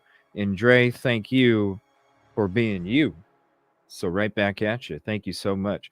please, if you did hit the like and you don't know what the ticket number that everybody keeps talking about is, it's the like number when you come into the show. So if you hit the like button, just put your ticket number in chat and I'll call your ticket number out, because just like at the DMV, when they call your ticket, they're there to serve you. And that's what I'm here for. Thank you so much. MSM pushes it hard. Yes, they do. Oh, damn. Here we go. We got Marauri. Super chat $4.99. So much cold administrative speak. Good luck next year, CJ. I'm usually painting, so don't comment much. Thank you so much. I appreciate it. Do me a favor, Miauri. Send me some photos of the paintings. I'd love to see them. I love art myself. And if you have a channel, let me know, because I would love to sit back and watch somebody paint some pictures too. Let us know. Thank you so much for the contribution. Appreciate it. Ticket number 72 from Ann. Thank you. No peeky peeky. Do you have binders? What? No.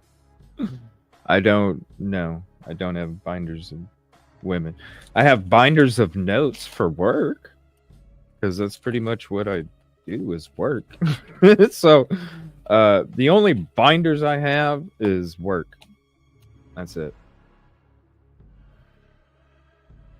Thank you. I appreciate that, Pickle. That's it. It's just work. I don't know what to tell you. My Amazon link, Nightbot should be dropping it here at some point. Thank you, Ann. Appreciate the kind words. Hope you have a happy new year, everybody. To consider alternative delivery methods. Nightbot will drop it here. We will also continue making counseling services available. I don't have all our much on students it, and though. employees as we process our grief. I need to get on and put The care some and stuff concern on for our it. Vandal family is our primary role, and we take that very seriously. We are a Vandal family. Nothing means more to us than family. And I'd also like to just thank all those for the great outpouring of support we've received from the nation. It's been incredible time, and all those who stand in solidarity with us, just know it means a great deal to us. Thank you.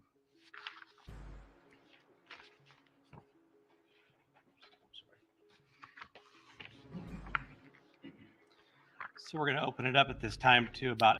All right. And before we get into, let me go ahead and get back on camera. I was going to pull up my coffee cup here. Before we get back in there, Aaliyah, I want to say thank you for the $10.99 free super chat. Thank you so much for the contribution. Happy birthday wishes to an upstanding person and channel.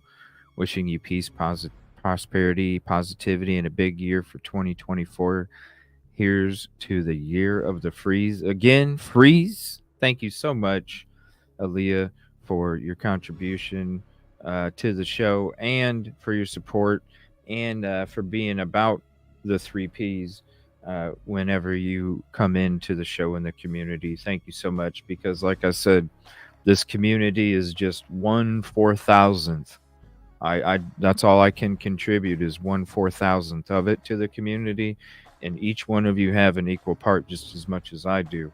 So I appreciate you as well. Thank you so much. Oh, 49er girl, hold on. $2 happy birthday super chat sticker memberships cash. I need to come up with some kind of little audio thing or something. 49er girl, thank you so much. And thank you for all your support as well since you came to the show. It means a lot to me. Thank you so much. All right, we're going to get... Thank you, Katrina.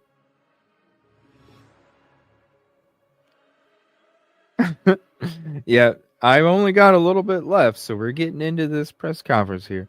And then we're going to hang out for the ball drop for the East Coast, because I want to hang out with you guys for one of the ball drops.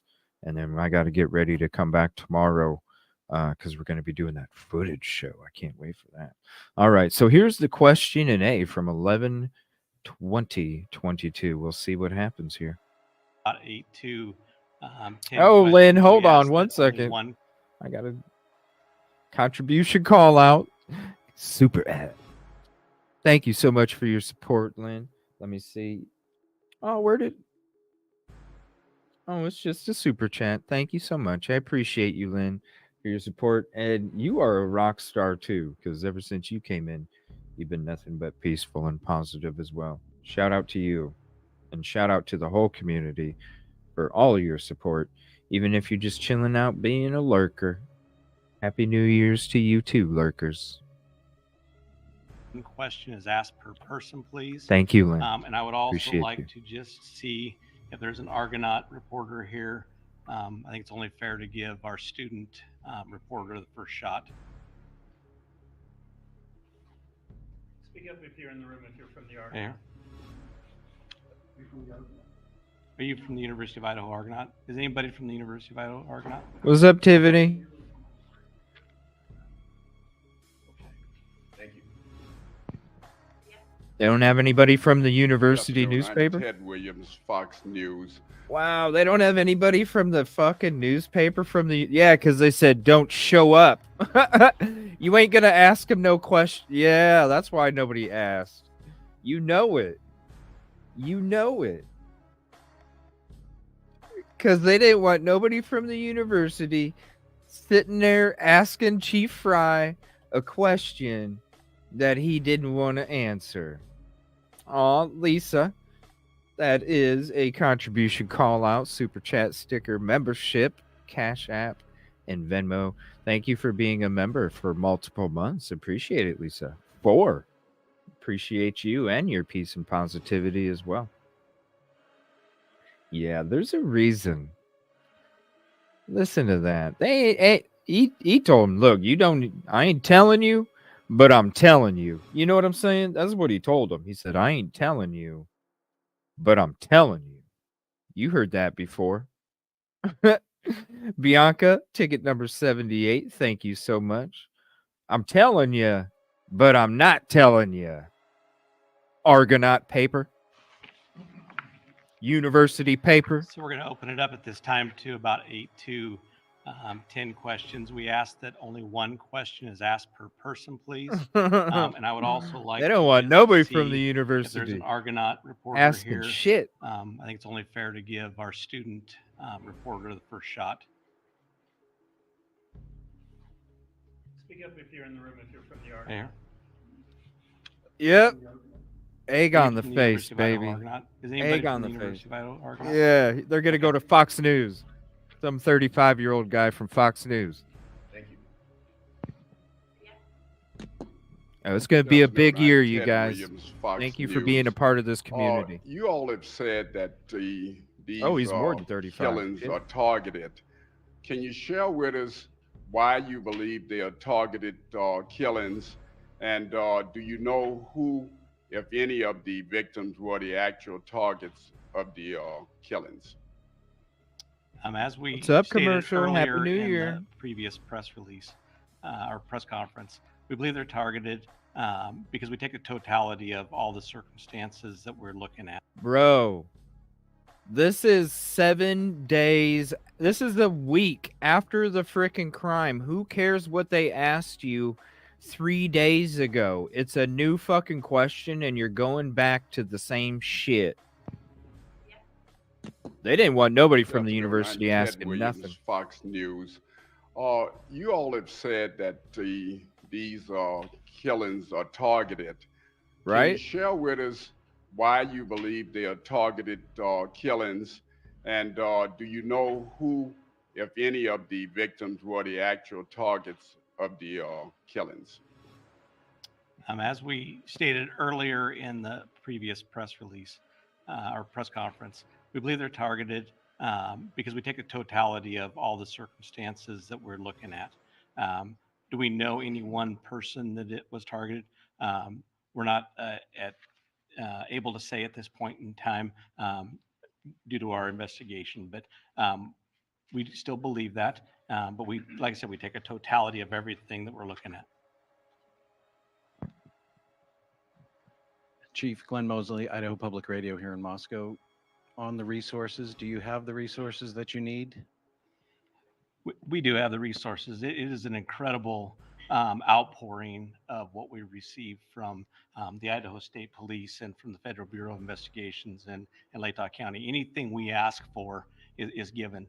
So at any time, if we need additional, all I have to do is call the colonel, and he will provide that. He's already guaranteed me that, and I know the FBI has said the same thing. Hi, Emma Epperly from the Spokesman Review. I know you've said you're not going to release who the 911 caller was, but was the killer the 911 caller? I will tell you no. Can you clarify, you said it was made from the roommate's phone, but you didn't say the roommate made the call. So did the roommate make I'm sorry. He is not Dave Grohl at fucking Wembley Stadium doing a concert. Dude, you don't have to. This one's real short. But you're not in fucking Wembley Stadium and you're not Dave Grohl, bro. You don't need to look out, but you have 4 rows. It is an incredible. Why are you looking out this? What do you receive from the Idaho State Police and from the Federal Bureau of Investigations and Latah County? Anything we ask for is given. So at any time, if we need additional, all I have to do is call the colonel, and he will provide that. He's already guaranteed me that, and I know the FBI has said the same thing. Hi, He's Emma Dave Epperly Grohl from the at a Spokesman rock Review. concert. I can't see the I know you've people said in the you're not gonna back. release who the 911 caller was, but was the killer the 911 caller? I will tell you no. Who's the guy in the back? I can't see him. phone, but you didn't say the roommate made the call. So did the roommate make the call on the roommate's phone, or can you verify? Who's the guy in the back? Actually, if we could just go to this one first. And so what I'll. Oh, look at that. The reporters controlled the conversation. We're going to go back to that in a second. I want to say shout out to Lisa for the contribution call out. Thank you so much for the super sticker. Let me go see what it is. And it's the Hungry Hippo turning the hat backwards, giving the thumbs up with the freeze in the back. Thank you so much, Lisa, for your contribution. I appreciate it so much. You guys are so awesome. I appreciate you. Listen to this shit again. She just controls the conversation.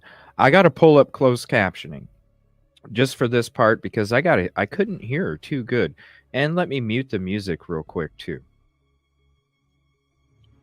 And let me mute myself. Let's see exactly what she says to flip the conversation's control. Call the colonel, and he will provide that. He's already guaranteed me that, and I know the FBI has said the same thing. Hi, Emma Epperly from the Spokesman Review.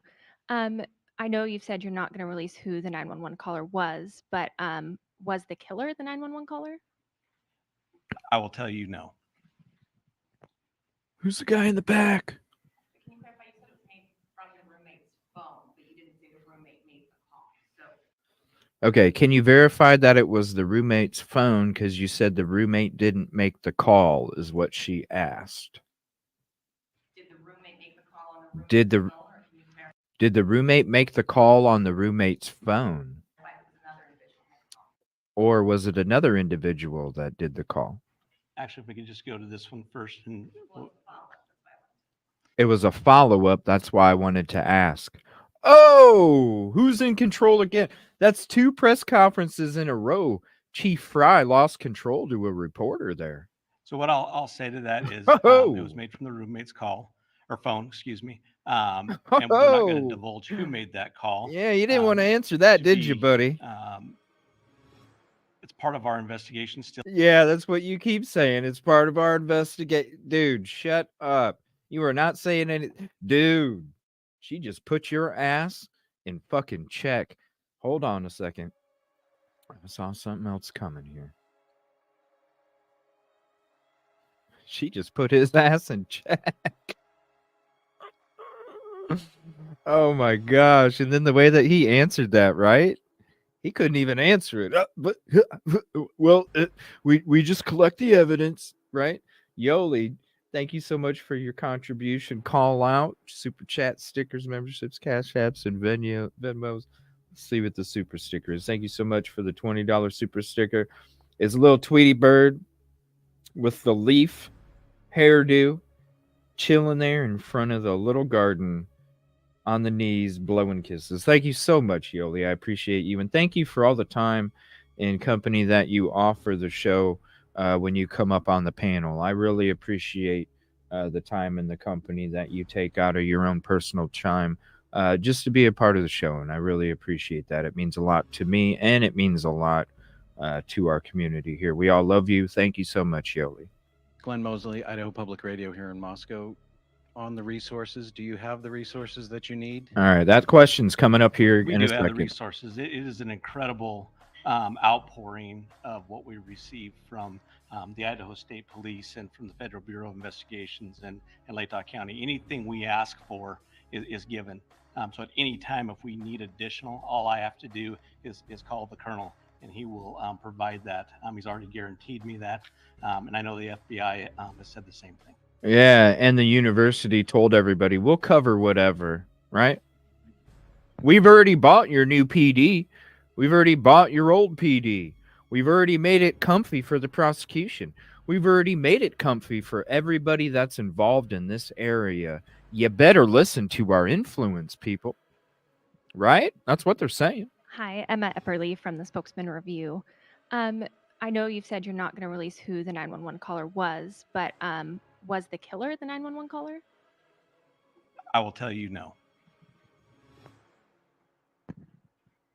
Can you clarify? You said it was made from the roommate's phone, but you didn't say the roommate made the call. So did the roommate make the call on the roommate's phone, or can you clarify? He wants out.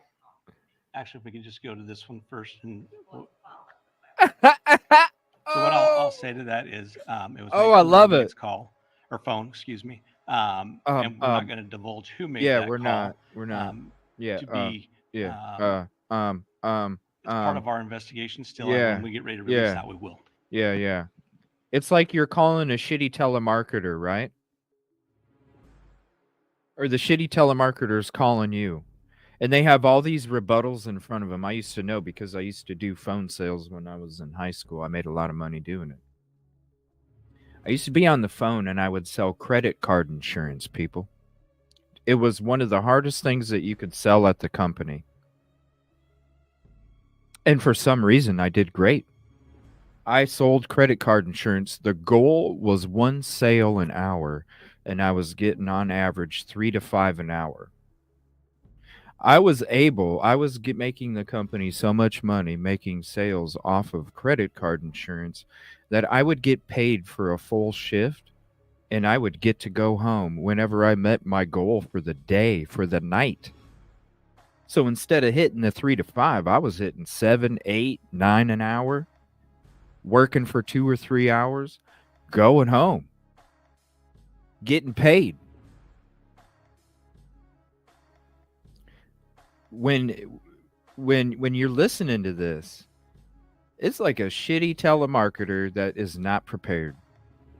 You got a piece of paper in front of you, Fry, that has all the things that you can say and not say, whatever. And you are fumbling like this? I never was like, on the phone, because when you went, on the phone, you got hung up the fuck on. No. As soon as somebody has a response, you already know your response to their response. Right? Especially when you got a piece of paper in front of you and you're fumbling. You know why? Because you're not prepared for these questions. That's why it's so important. We just watch the Q&As because this says so much. They can tell you what they want prepared to say, and they look just fine, right? You go look at the beginning of this press conference, guess what? They're going to look knowledgeable. They're going to look like they're in control. They're going to look like confident. And then all of a sudden, what happens? When they're not prepared, that's when you get this. You get the shitty telemarketer. 911 caller? I will tell you no. Can you clarify? You said it was made from the roommate's phone, but you didn't say the roommate made the call. So did the roommate make the call on the roommate's phone, or can you clarify if it's another individual made the call? Actually, if we could just go to this one first. And so what I'll say to that is, it was made from the roommate's call or phone, excuse me. And we're not going to divulge who made that call. To be, it's part of our investigation still. And when we get ready to Yep, you would have got hung up on already. Hi, Christina Corbin with Fox News. The male subject whom the women called, has he been ruled out as a suspect or person of interest? Everything that we have taken from those calls, we have followed up on, we've cleared, and we believe that there's no connection there.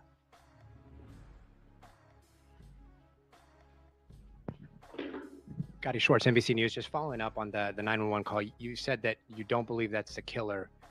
Can you conclusively rule out the person that called 911 from inside the home as a suspect in this case?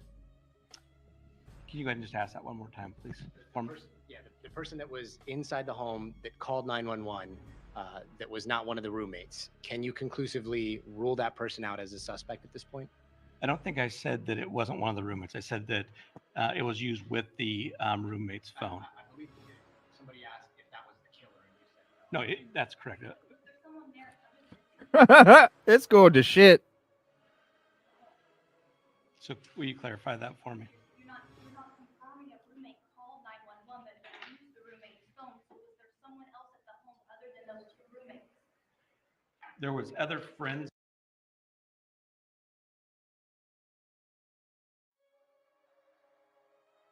Somebody asked if that was the killer, and you said no. No, that's correct. Was there someone there other than the two roommates when police responded?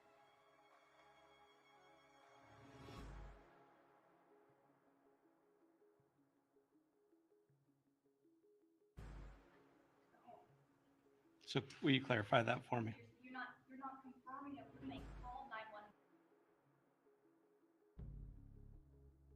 but if you use the roommate's phone, so was there someone else at the home other than those two roommates?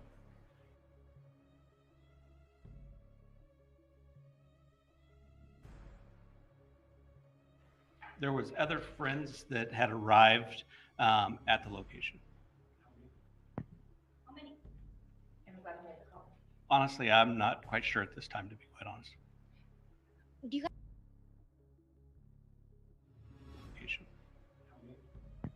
How many? Everybody made the call. Okay, she said, how many were there when you got called? Honestly, I'm not quite sure at this time, to be quite honest. 1 week later, you're not quite sure how many people were there when you were called. 1 week later. 1 week later, you were not sure. And it's going to continue to be that way. Watch. Do you guys have any idea if the killer's still within the community, or are you looking outside the community for the killer in terms of their physical location? Especially if you know the crime don't, or especially if you know there's nothing to worry about. Quite sure at this time. The community has nothing to worry. Do you guys have any idea if the killer's still within the community, or are you looking outside the community for the killer in terms of their physical location? We are looking everywhere that evidence would lead us. I can't say if the person's here. I can't say what community the person's in. We're utilizing every resource we can to make that location of that individual. And part of that is the safety of our community is paramount. And that's why we brought in the resource that we brought in to keep our community as safe as we can. Being so close to the border, does that make it kind of automatically an interstate investigation? Can you comment on that? I cannot comment on that. I'm not even aware. If you look in Washington at all, I guess. We're looking everywhere. Everywhere.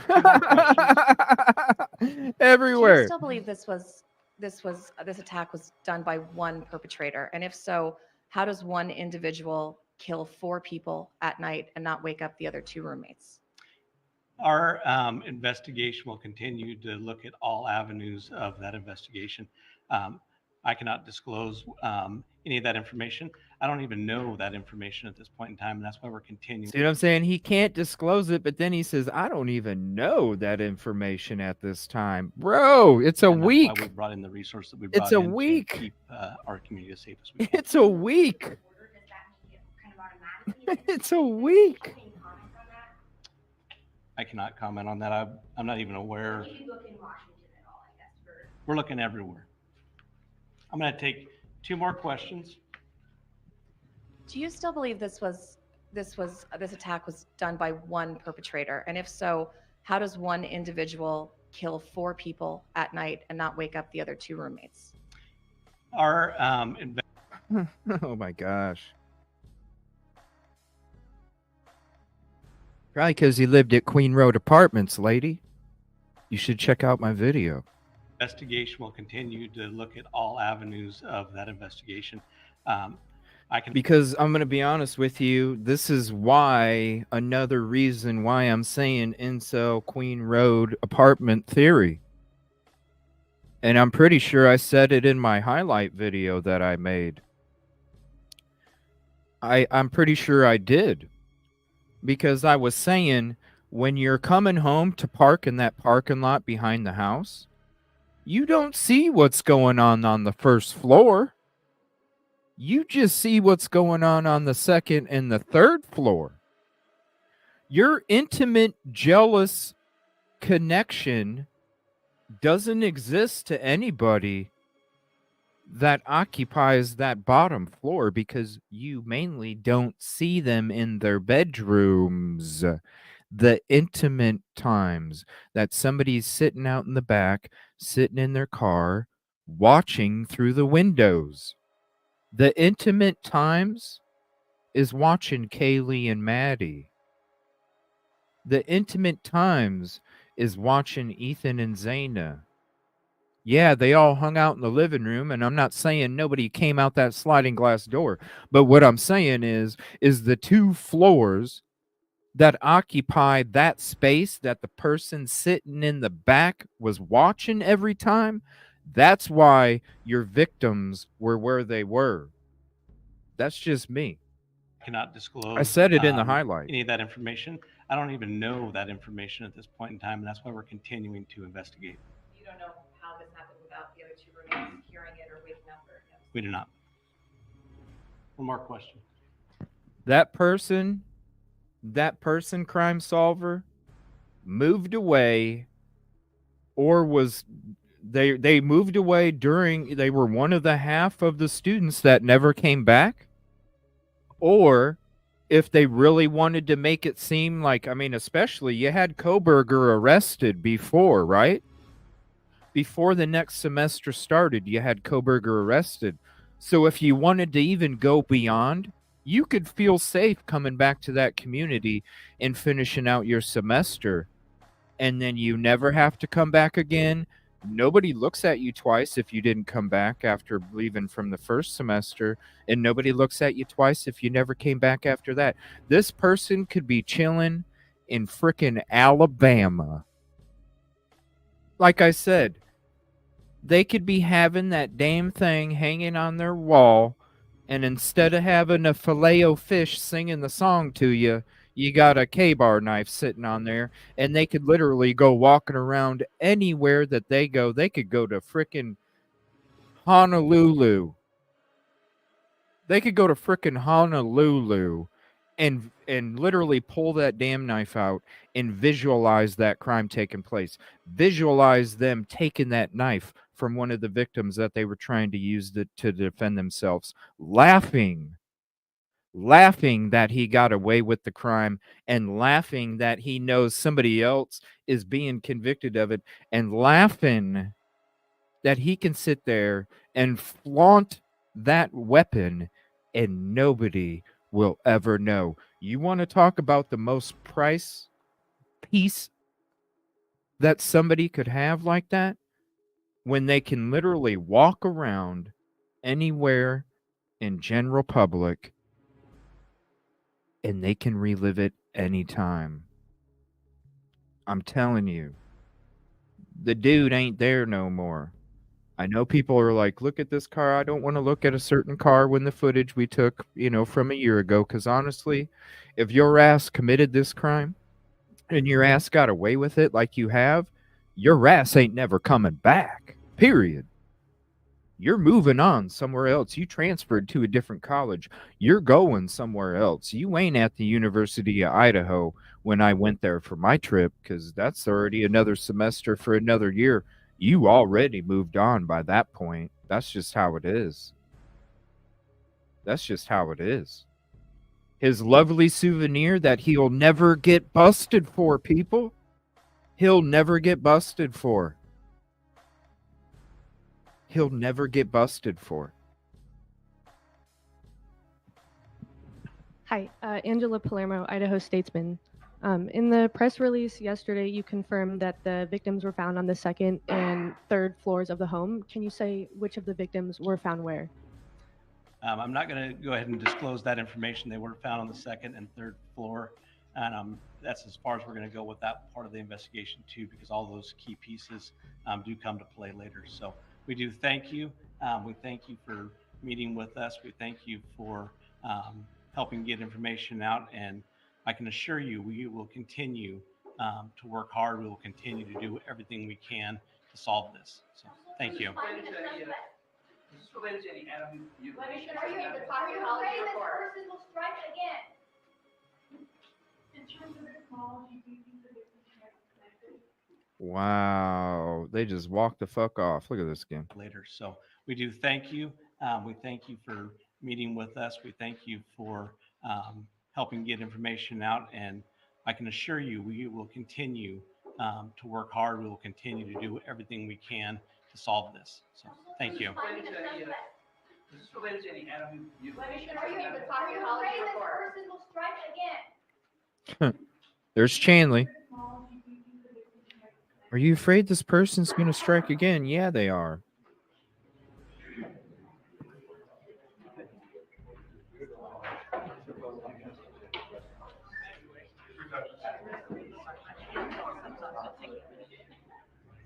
All right, we're going to watch that one more time. We're not going to watch Mr. Green. We're going to watch Chief Fry again. And all those who stand in solidarity. Yeah, okay. Get out of here. So we're going to open it up at this time. Shout out Truth and Transparency again for doing that the deep dives on Green. For real. Appreciate you. To about 8 to 10 questions. We ask that only one question is asked per person, please. And I would also like to just see if there's an Argonaut reporter here. I think it's only fair to give our student reporter the first Ain't shot. nobody there, bro. Ain't nobody there. Speak up if you're in the room, if you're from the Argonaut. Here. Are you from the University of Idaho Argonaut? I want to Anybody hear from the University of Everlong, Idaho you know? Argonaut? I want to hear Everlong or The Pretender, something. Thank you. I'm going to go to a Foo Fighters Good concert. afternoon. I'm Ted Williams, Fox News. You all have said that these killings are targeted. Can you share with us why you believe they are targeted killings? And do you know who, if any, of the victims were the actual targets of the killings? As we stated earlier in the previous press release, or press conference, we believe they're targeted because we take a totality of all the circumstances that we're looking at. Do we know any one person that it was targeted? Yeah, we're Fox not, News. Able to say at this point in time due to our investigation, but we still believe that. But we, like I said, we take a totality of everything that we're looking at. Chief Glenn Mosley, Idaho Public Radio here in Moscow. On the resources, do you have the resources that you need? Oh, yeah. We do have the resources. It is an incredible They're being taken care of. outpouring of what we receive from the Idaho State Police and from the Federal Bureau of Investigations and Latah County. Anything we ask for is given. So at any time, if we need additional, all I have to do is call the colonel, and he will provide that. He's already guaranteed me that, and I know the FBI has said the same thing. Hi, Emma Epperly from the Spokesman Review. I know you've said you're not going to release who the 911 caller was, but was the killer the 911 caller? I will tell you no. These are so telling. I'm loving this Q&A press conference shit. I'm loving it. We got so many more to go through, too. Actually, if we could just go to this one first. And I take So what control, I'll say Fry. to that is, it was made from the roommate's call. or phone, excuse me. And we're not going to divulge who made that call. It's part of our investigation still, and when we get ready to release that, we will. Hi, Christina Corbin with Fox News. The male subject whom the women called, has he been ruled out as a suspect or person of interest? Everything that we have taken from those calls, we have followed up on, we've cleared, and we believe that there's no connection there. This is a week later. Gotti Schwartz, NBC News. Just following up on the 911 call, you said that you don't believe that's the killer. Can you conclusively rule out the person that called 911 from inside the home as a suspect in this case? Can you go ahead and just ask that one more time, please? The person that was inside the home that called 911 that was not one of the roommates. Can you conclusively rule that person out as a suspect at this point? I don't think I said that it wasn't one of the roommates. I said that it was used with the roommate's phone. I believe somebody asked if that was the killer. No, that's correct.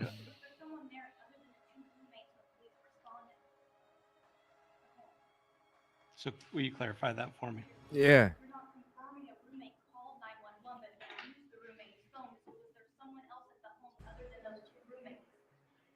There was other friends that had arrived at the location. She is so bossy. Honestly, I'm not quite sure at this time. How many? How Do many? you guys have any idea if the killer's still within the community, or are you looking outside the community for the killer in terms of their physical location? Yeah, go We're home, looking students, everywhere right? that evidence Go would lead home. us. I can't say if the person's here. I can't say what community. All of our witnesses, go home. We're utilizing every resource we can to make that location of that individual. And part of that is We're the going to safety watch of my our community Queen is Road paramount, Incel and that's why we video brought after in the this. resource that we brought We're in going to end the to show keep, with that. our community as safe as we can. Being so close to the border, does that make it kind of automatically an interstate investigation? Can you comment on that? I cannot comment on that. I'm not even Oh, aware. Stardust. We're looking everywhere. I don't know why I'm gonna take YouTube's doing two more that. questions. Do you still believe this attack was done by one perpetrator? And if so, how does one individual kill 4 people at night and not wake up the other 2 roommates? Our investigation will continue to look at all avenues of that investigation. I cannot disclose any of that information. I don't even know that information at this point in time, and that's why we're continuing to investigate. You don't know how this happened without the other 2 roommates hearing it or waking up or no? We do not. One more question. Hi, Angela Palermo, Idaho Statesman. In the press release yesterday, you confirmed that the victims were found on the second and third floors of the home. Can you say which of the victims were found where? I'm not going to go ahead and disclose that information. They were found on the second and third floor. And that's as far as we're going to go with that part of the investigation too, because all those key pieces do come to play later. So we do thank you. We thank you for meeting with us. We thank you for helping get information out. And I can assure you, we will continue to work hard. We will continue to do everything we can to solve this. So thank you. Is this related to any animal mutilation? Are you able to talk to your colleagues before? This person will strike again. In terms of technology, do you think that it Are you afraid? Oh, why didn't you ask that before they were done? Are you afraid this person will strike again? They would have gave some bullshit answer there. They would have said, well, we're continuing to look at the investigation and we just need to make, we just want to make sure that the community stays vigilant and aware and all this other stuff. Do me a favor. I know that because you hear from all the other creators too on YouTube, where YouTube is just being fucking buggy as shit right now. So do me a favor. If you have Discord and you're having issues where you're not getting notifications, it does stuff where it's unsubbing you, shit like that. Do me a favor. Hit that link. I drop my videos. I drop my lives. I drop my highlights. I drop all, updates, things like that. So if you don't get it on YouTube, you don't get the notification, at least you got it right there. I don't understand. We've been doing this for a while. YouTube has been doing this for a while. YouTube already makes so much money off of us creators, so I don't understand. And the support comes from the community, so I don't understand that they don't support the community who's already supporting them. You know what I'm saying? Fix your shit, YouTube. I don't understand what the problem is. Did you ever hear on the news that there have been 40? Wow, that's crazy. 10 are unsolved. No, I did not know. I'm sure it's like that anywhere, though. Shit, you should go look up Akron statistics. You know what I'm saying? Go look up Akron, Ohio statistics when it comes to crime. Shit.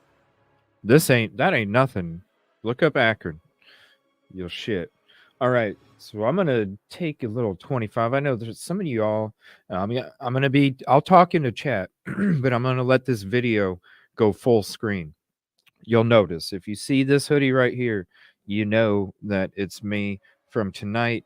I'm going to show you guys this Queen Incel theory. I'm going to sit back and watch it again for myself. If you didn't get to check out the video from earlier, because I think the more that we continue to the talk, the more it's just, even in comments, I'm dropping this video. So I know there's some new people that are coming to the show. I really want to really just, this is from when I actually was there and how I was feeling. And I show at first you're gonna see like a Google image from like 2022 for like the first 7 or 8 minutes. Then I'm gonna show you the actual footage and why I feel the way that I do and what made me feel the way that I do. So it starts off, it starts off a little, but then after that, all right. So we're going to switch to that real quick. Then we'll be back. I'm also going to drop the link here's the link to this video if you want it for yourself. And then also here in a minute, I'm going to drop the link for the New Year's Eve hangout where we're going to watch the ball drop at 12 a.m. Eastern tonight to transition to 2024. So if you're not hanging out and you're not busy and you want to come hang out with us, we're just going to do a little short show, hang out, watch the ball drop, spend time together for a few, and then we'll go ahead and get ready for tomorrow. So thank you all for hanging out. Appreciate you. Please hit the like if you haven't yet. It is the free way, and enjoy this because I'm telling you, this is just what makes sense. Watch the K-bar. I think it was the victims. I think it was for protection.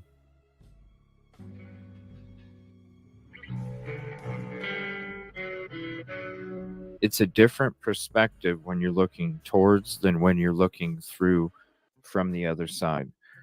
That's why I say the person could have been 10 feet from the frickin' sliding glass door in any of these trees and watched what was going on in the second floor living room.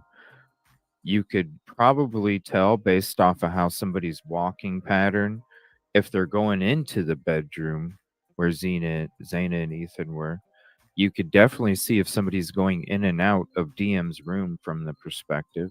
And you can tell if somebody's going to be going upstairs based off of the way that they're walking, going towards the stairs. So you could definitely see if somebody's going to be going up the stairs as well. Then you have access to both sliding glass doors. So you have a view of the upstairs second floor room where Kaylee was at. And then you got the windows on the back side that you could sit there and watch. The only floor that you would not know what kind of activity was going on would be the very bottom floor. Now you're going to be able to see people coming up to the property or driving by the property because basically you'd be back over here, right? But you're not going to see any windows on the first floor. You're not going to see anybody coming out of the door on the first floor. You're not going to notice any kind of activity unless they're coming between these two houses if you're peeping the scene. So really, you just have the knowledge of what's taking place on the second and third floor. So then when you go back and you think, okay, they said the house was possibly a target. Was the house possibly a target because the person that was peeping could only see what was going on the second and third floor because that's the only things that happened was on those floors and nothing on the first, as far as we know. So ultimately, when you think about what I'm saying, could it be that maybe the house just was because the person that was peeping could only see the second and third floor, and that's why nothing happened on the first? Now, when you're going into the property, you would think that the person, if they didn't do anything on the first floor because they didn't notice,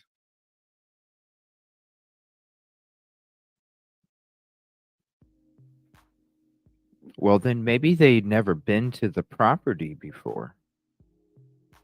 Maybe they never been to the property before. Maybe they were somebody that was parking in the back parking lot that lived at the apartment complex right across the street.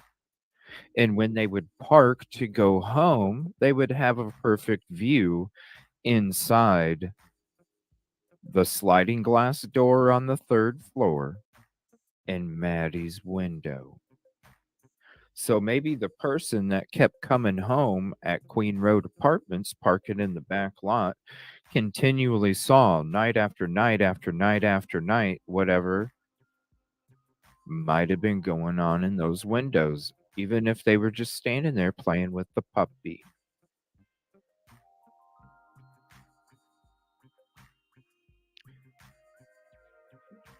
So if somebody's chilling back there and living at Queen Road Apartments, maybe they are the incel, right? Maybe they are the incel, and that's why they never, in the whole time that they lived there, ever went and visited that house because they are an incel, right? And that's why when they would come home, they wouldn't even know that that bottom floor was part of the house to them. Maybe it was just the basement that they came into the property because all the activity took place on the other two floors whenever they would come home to their home at Queen Road Apartments and see the activity on the patio, the sliding glass door, and the on the third floor deck and the sliding glass door up there. Maybe that's where, maybe all these detectives that were coming out and saying that it was an incel, it was an incel, it was an incel. Well, maybe it fucking was. Maybe the incel wasn't even driving a damn car. The incel just walked out of their apartment, out of Queen Road Apartments, walked across the damn street. Here's the scenario of the incel that lives at Queen Road Apartments.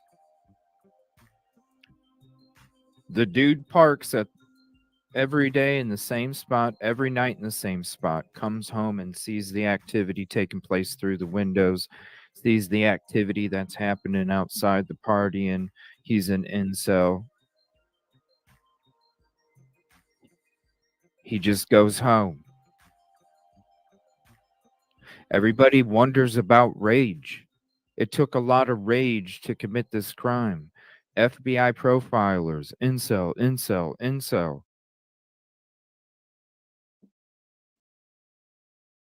I bet you the incel that committed this crime lived at Queen Road Apartments, walked out of their front door,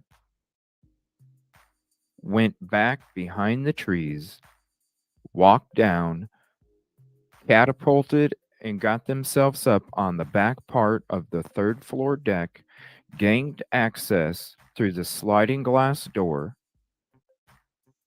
waited for everybody to come home. The incel had enough.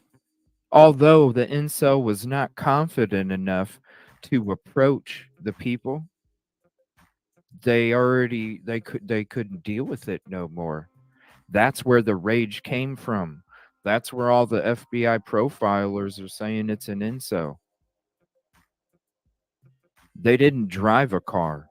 They walked from the Queen Road apartments, climbed up the balcony, gained access through the sliding glass door upstairs, which, why would they lock it? There's no forced entry. You hear the DM statement, somebody's playing with the puppy. Oh, I think it's the roommate, because what roommate thinks that a perpetrator's playing with the puppy? That's what alarms Kaylee. I think somebody's here. Then the person walks over, commits the crime upstairs because they've been watching the windows upstairs for who knows how long as they come home and park their car behind the property and go home to Queen Road apartments. Then they go downstairs. Then you hear the DM statements in the PCA about the second floor. Then the person goes out the window of the second floor bedroom, hops. You can see it right behind me. See how far that car is from that roof? You're out of your mind to think that it's not a safe jump to jump from that roof and land in gravel. And then all you need to do is walk back up around, go through the trees, clean yourself off, and then walk or change your shoes, whatever. Do whatever you need to do in the trees. Hell, you might just, at that time of night, it's so dark. I showed you guys already. You just, and the ladder too. But I think they gained access on that third floor sliding glass door. And then all they had to do was walk back home. All they had to do was walk back home. They didn't have to drive no car.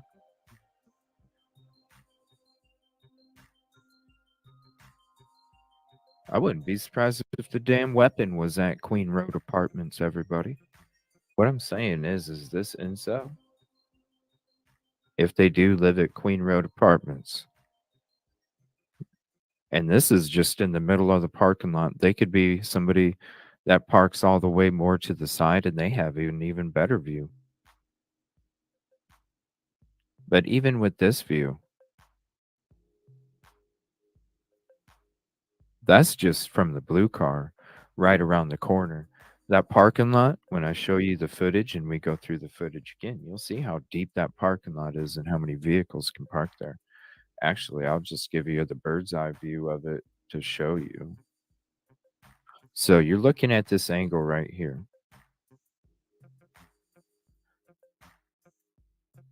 All right, and this is going to be where the blue car is.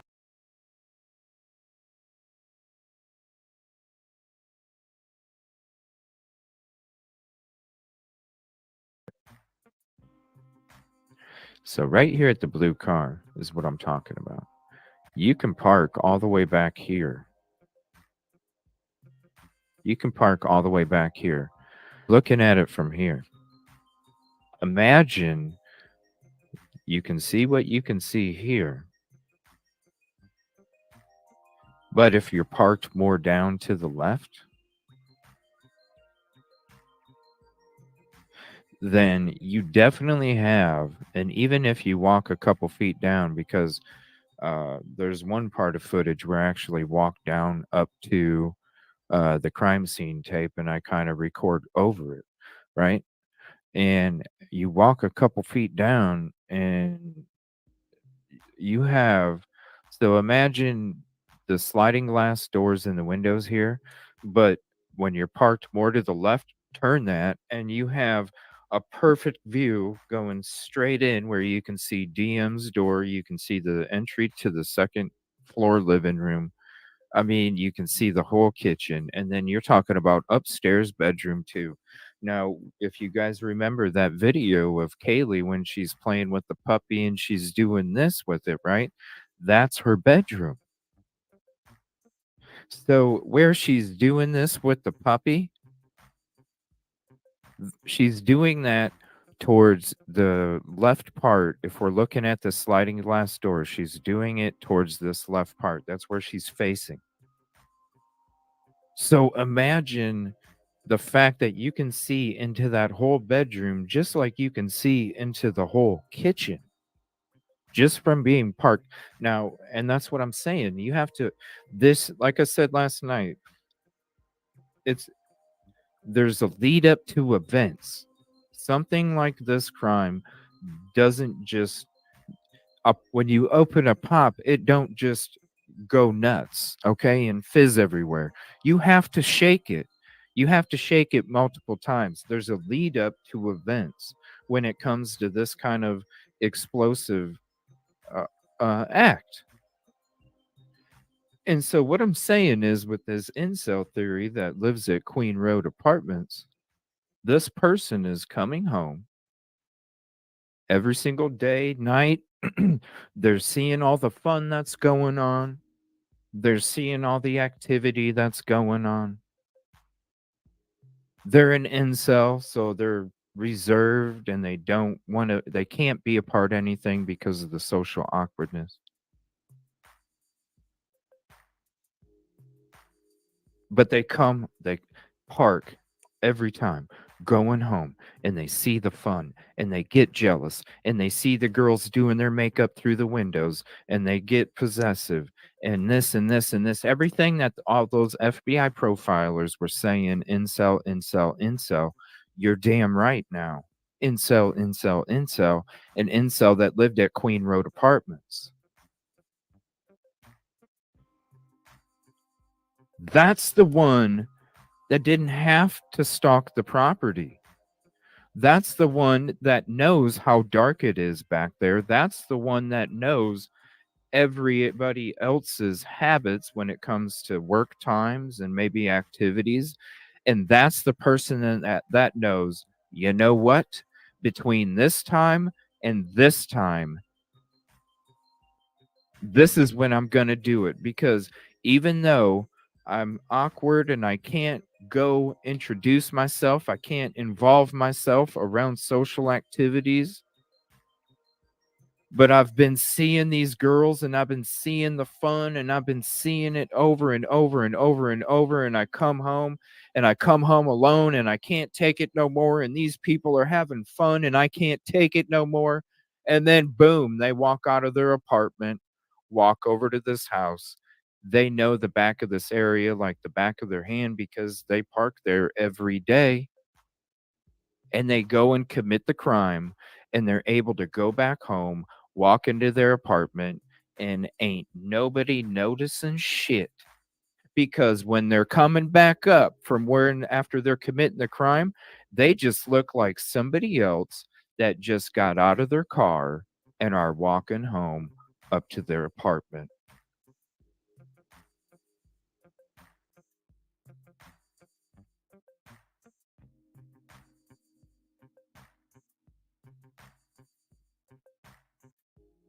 The incel theory from the Queen Road Apartments.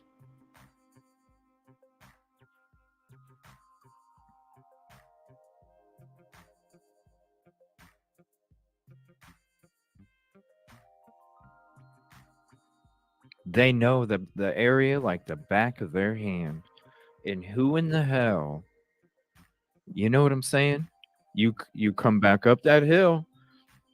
Hell, you could go back, you could go up to your car, unlock your car, shut your door, and pretend like you just got out of your car and you're walking up to your apartment.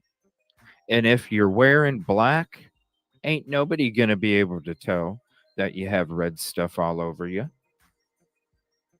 Even if you have a little bit, ain't nobody gonna be able to tell. And all you have to do is take that little teeny, like I said, less than 2 minutes from where your car would be parked up to your door at your apartment building. Less than 2 minutes. And you're home safe. I'm going to show you the difference between the day and the night. See how you can see everything? I just walked over a little bit to the left. See how you can see everything? Look at how listen, I'm standing behind the crime tape, people, and look at how close the patio slab is. Look at how close the patio slab is. You don't need binoculars. You don't even need... imagine if you did, though, right, Katrina? Imagine if you did have binoculars. Oh my gosh, you could tell what kind of earrings somebody's wearing with binoculars. Look, I'm not... Listen, I didn't cross the crime scene tape, yo. I didn't do it. That's how close that slab is.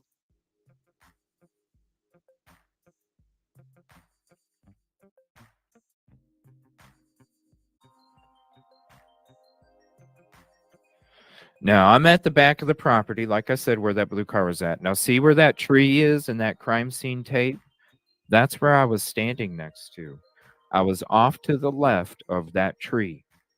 So in the last shot that you guys seen, which was right here, I'm off to the left of that. How close you are to the frickin' patio, okay? Now I'm going to be leaving the scene, and I want you to see something. Look at how close your apartment is, people.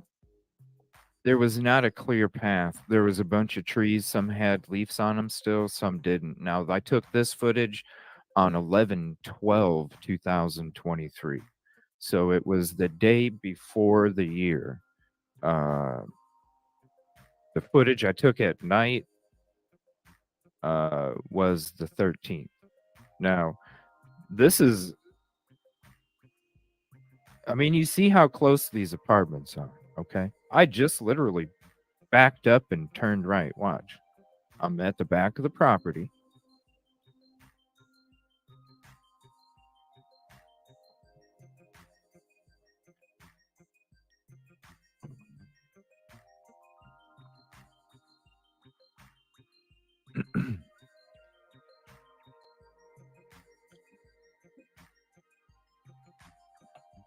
Right there. And who's to say they didn't run through this little alleyway?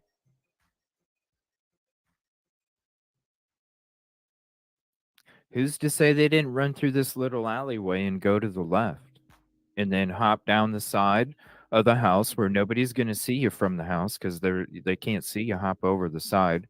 Nobody's going to pay attention because it's a quick 3-second walk across the street. Then you're at the back of the property again, climbing up the 3rd floor or sliding through the sliding glass door. Now, since we're here, I want to show people, and it's the daytime, I want to show people. This is why you're not turning at a high rate of speed around this corner. See how tight this is? And I'll show you the nighttime. See how tight this is? Look at it. Look at it. You see how close I am to the frickin' dumpster when I turn? Look. You're going to go at a high rate of speed. Slide, maybe hit the dumpster, maybe hit this tree bush or the light pole or the apartment building if you're sliding, right? What I see is somebody that parks in that back lot, living at Queen Road Apartments, by where they would be parking and have a reason to park in that back lot. So if somebody that is living up there or living on this side of Queen Road Apartments on this left side section, the one that we're driving by, you're only going to see what's going on at that property from a huge distance, and you're not going to have that kind of intimate effect when it comes with the property if you are that. See what I'm saying? No dash, people. No dash.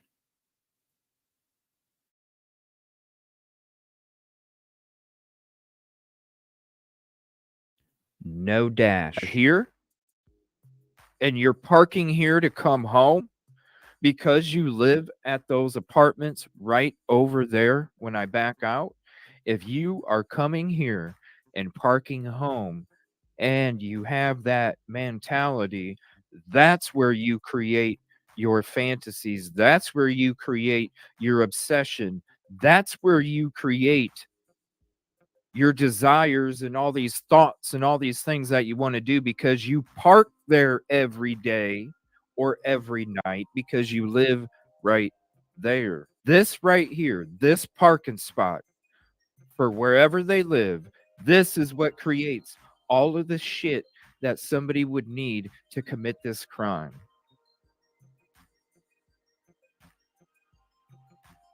Somebody doesn't need to stalk the property because the person already lived there.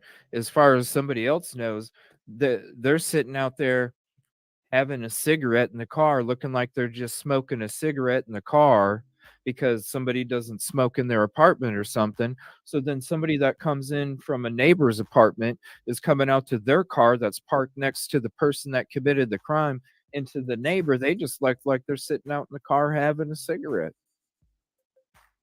But really, they're sitting there having a cigarette, fantasizing.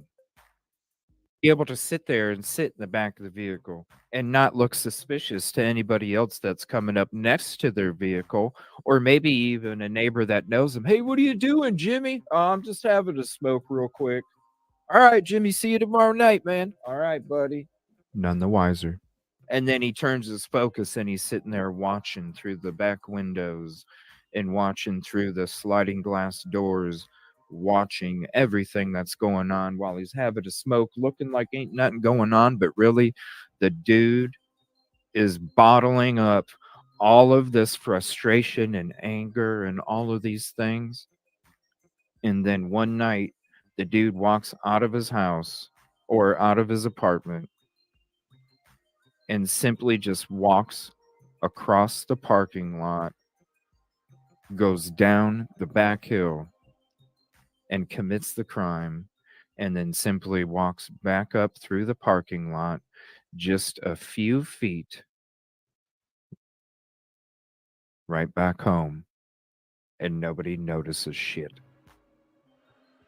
Nobody notices nothing.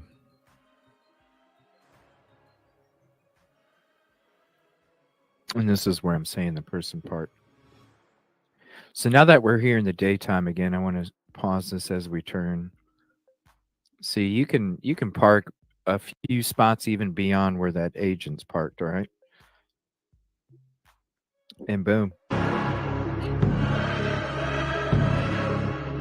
I'm just saying, you know, I'm just saying. I know there's a lot of new people. You haven't checked it out. Listen, you mix that. You mix that with, you know, I mean, this, who says the K bar? Who says the K bar wasn't Maddie's or Kaylee's? There's an explanation right there of why not. Why it's not the killers. Why it is Kaylee or Maddie's. Let me know what you think. Check that video out. Watch it. Let me know what you think. If you want to leave a comment on the video you just watched, this Queen Road incel theory. So I'm saying I'm not trying to get you guys to look between two truck windows and one truck window. I'm not trying to do. I'm bringing you real shit, people. Real shit, that real questions. Just like these press conferences, the Q&As that we're going over, we're about the real shit. We're about watching them being asked questions that they are not prepared for, and you all see what we see. All right, everybody, I want to thank you so much. I'm going to actually bump this live up. This is the Happy New Year live that we're going to be doing here in a little bit. I'm going to go ahead and bump it up. I had it set for 10:15. I thought the Q&As were going to be longer for the 11/20/22 press conference, but they just wanted to get the hell out of there, right? So the next press conference we were going to be covering is going to be the 11/23 press conference. That'll be on part 3 of all the LE's press conference Q&As. So I'm going to go ahead and bump the other one up to 10. We'll see you here in about an hour, and we're going to watch the ball drop in New York City. We're going to listen to some music. We're going to have some fun, and we're just going to hang out and wait and chit-chat until this ball drops. What's up, Cheryl or Casey? Thank you, everybody, for hanging out. I appreciate you. Definitely hit the replay if you didn't check it out. Good stuff, and it's always good stuff. Thank you, everybody. We're going to be coming with that real footage tomorrow, so if you ain't able to hang out with us tonight, come back tomorrow if you're able to during the day, 10 Central, 11 Eastern. I'm going to be showing you guys a whole bunch of footage. It's not filled with half a car dash. We got daytime. We got nighttime. I got the route Koberger took. Check it out. Just go to the video section of the show if you're new. You'll see there's a lot of stuff out there we've talked about for a long time. Appreciate you guys so much. I'll see you in a little bit. And if I don't see you tonight, have a happy new year. Let's get into 2024. It's going to be a big year for the community. I feel it. You feel it. I'll see you guys in a little bit. Happy New Year, everybody. And if I don't see you tonight, we'll see you tomorrow. Thank you, everybody.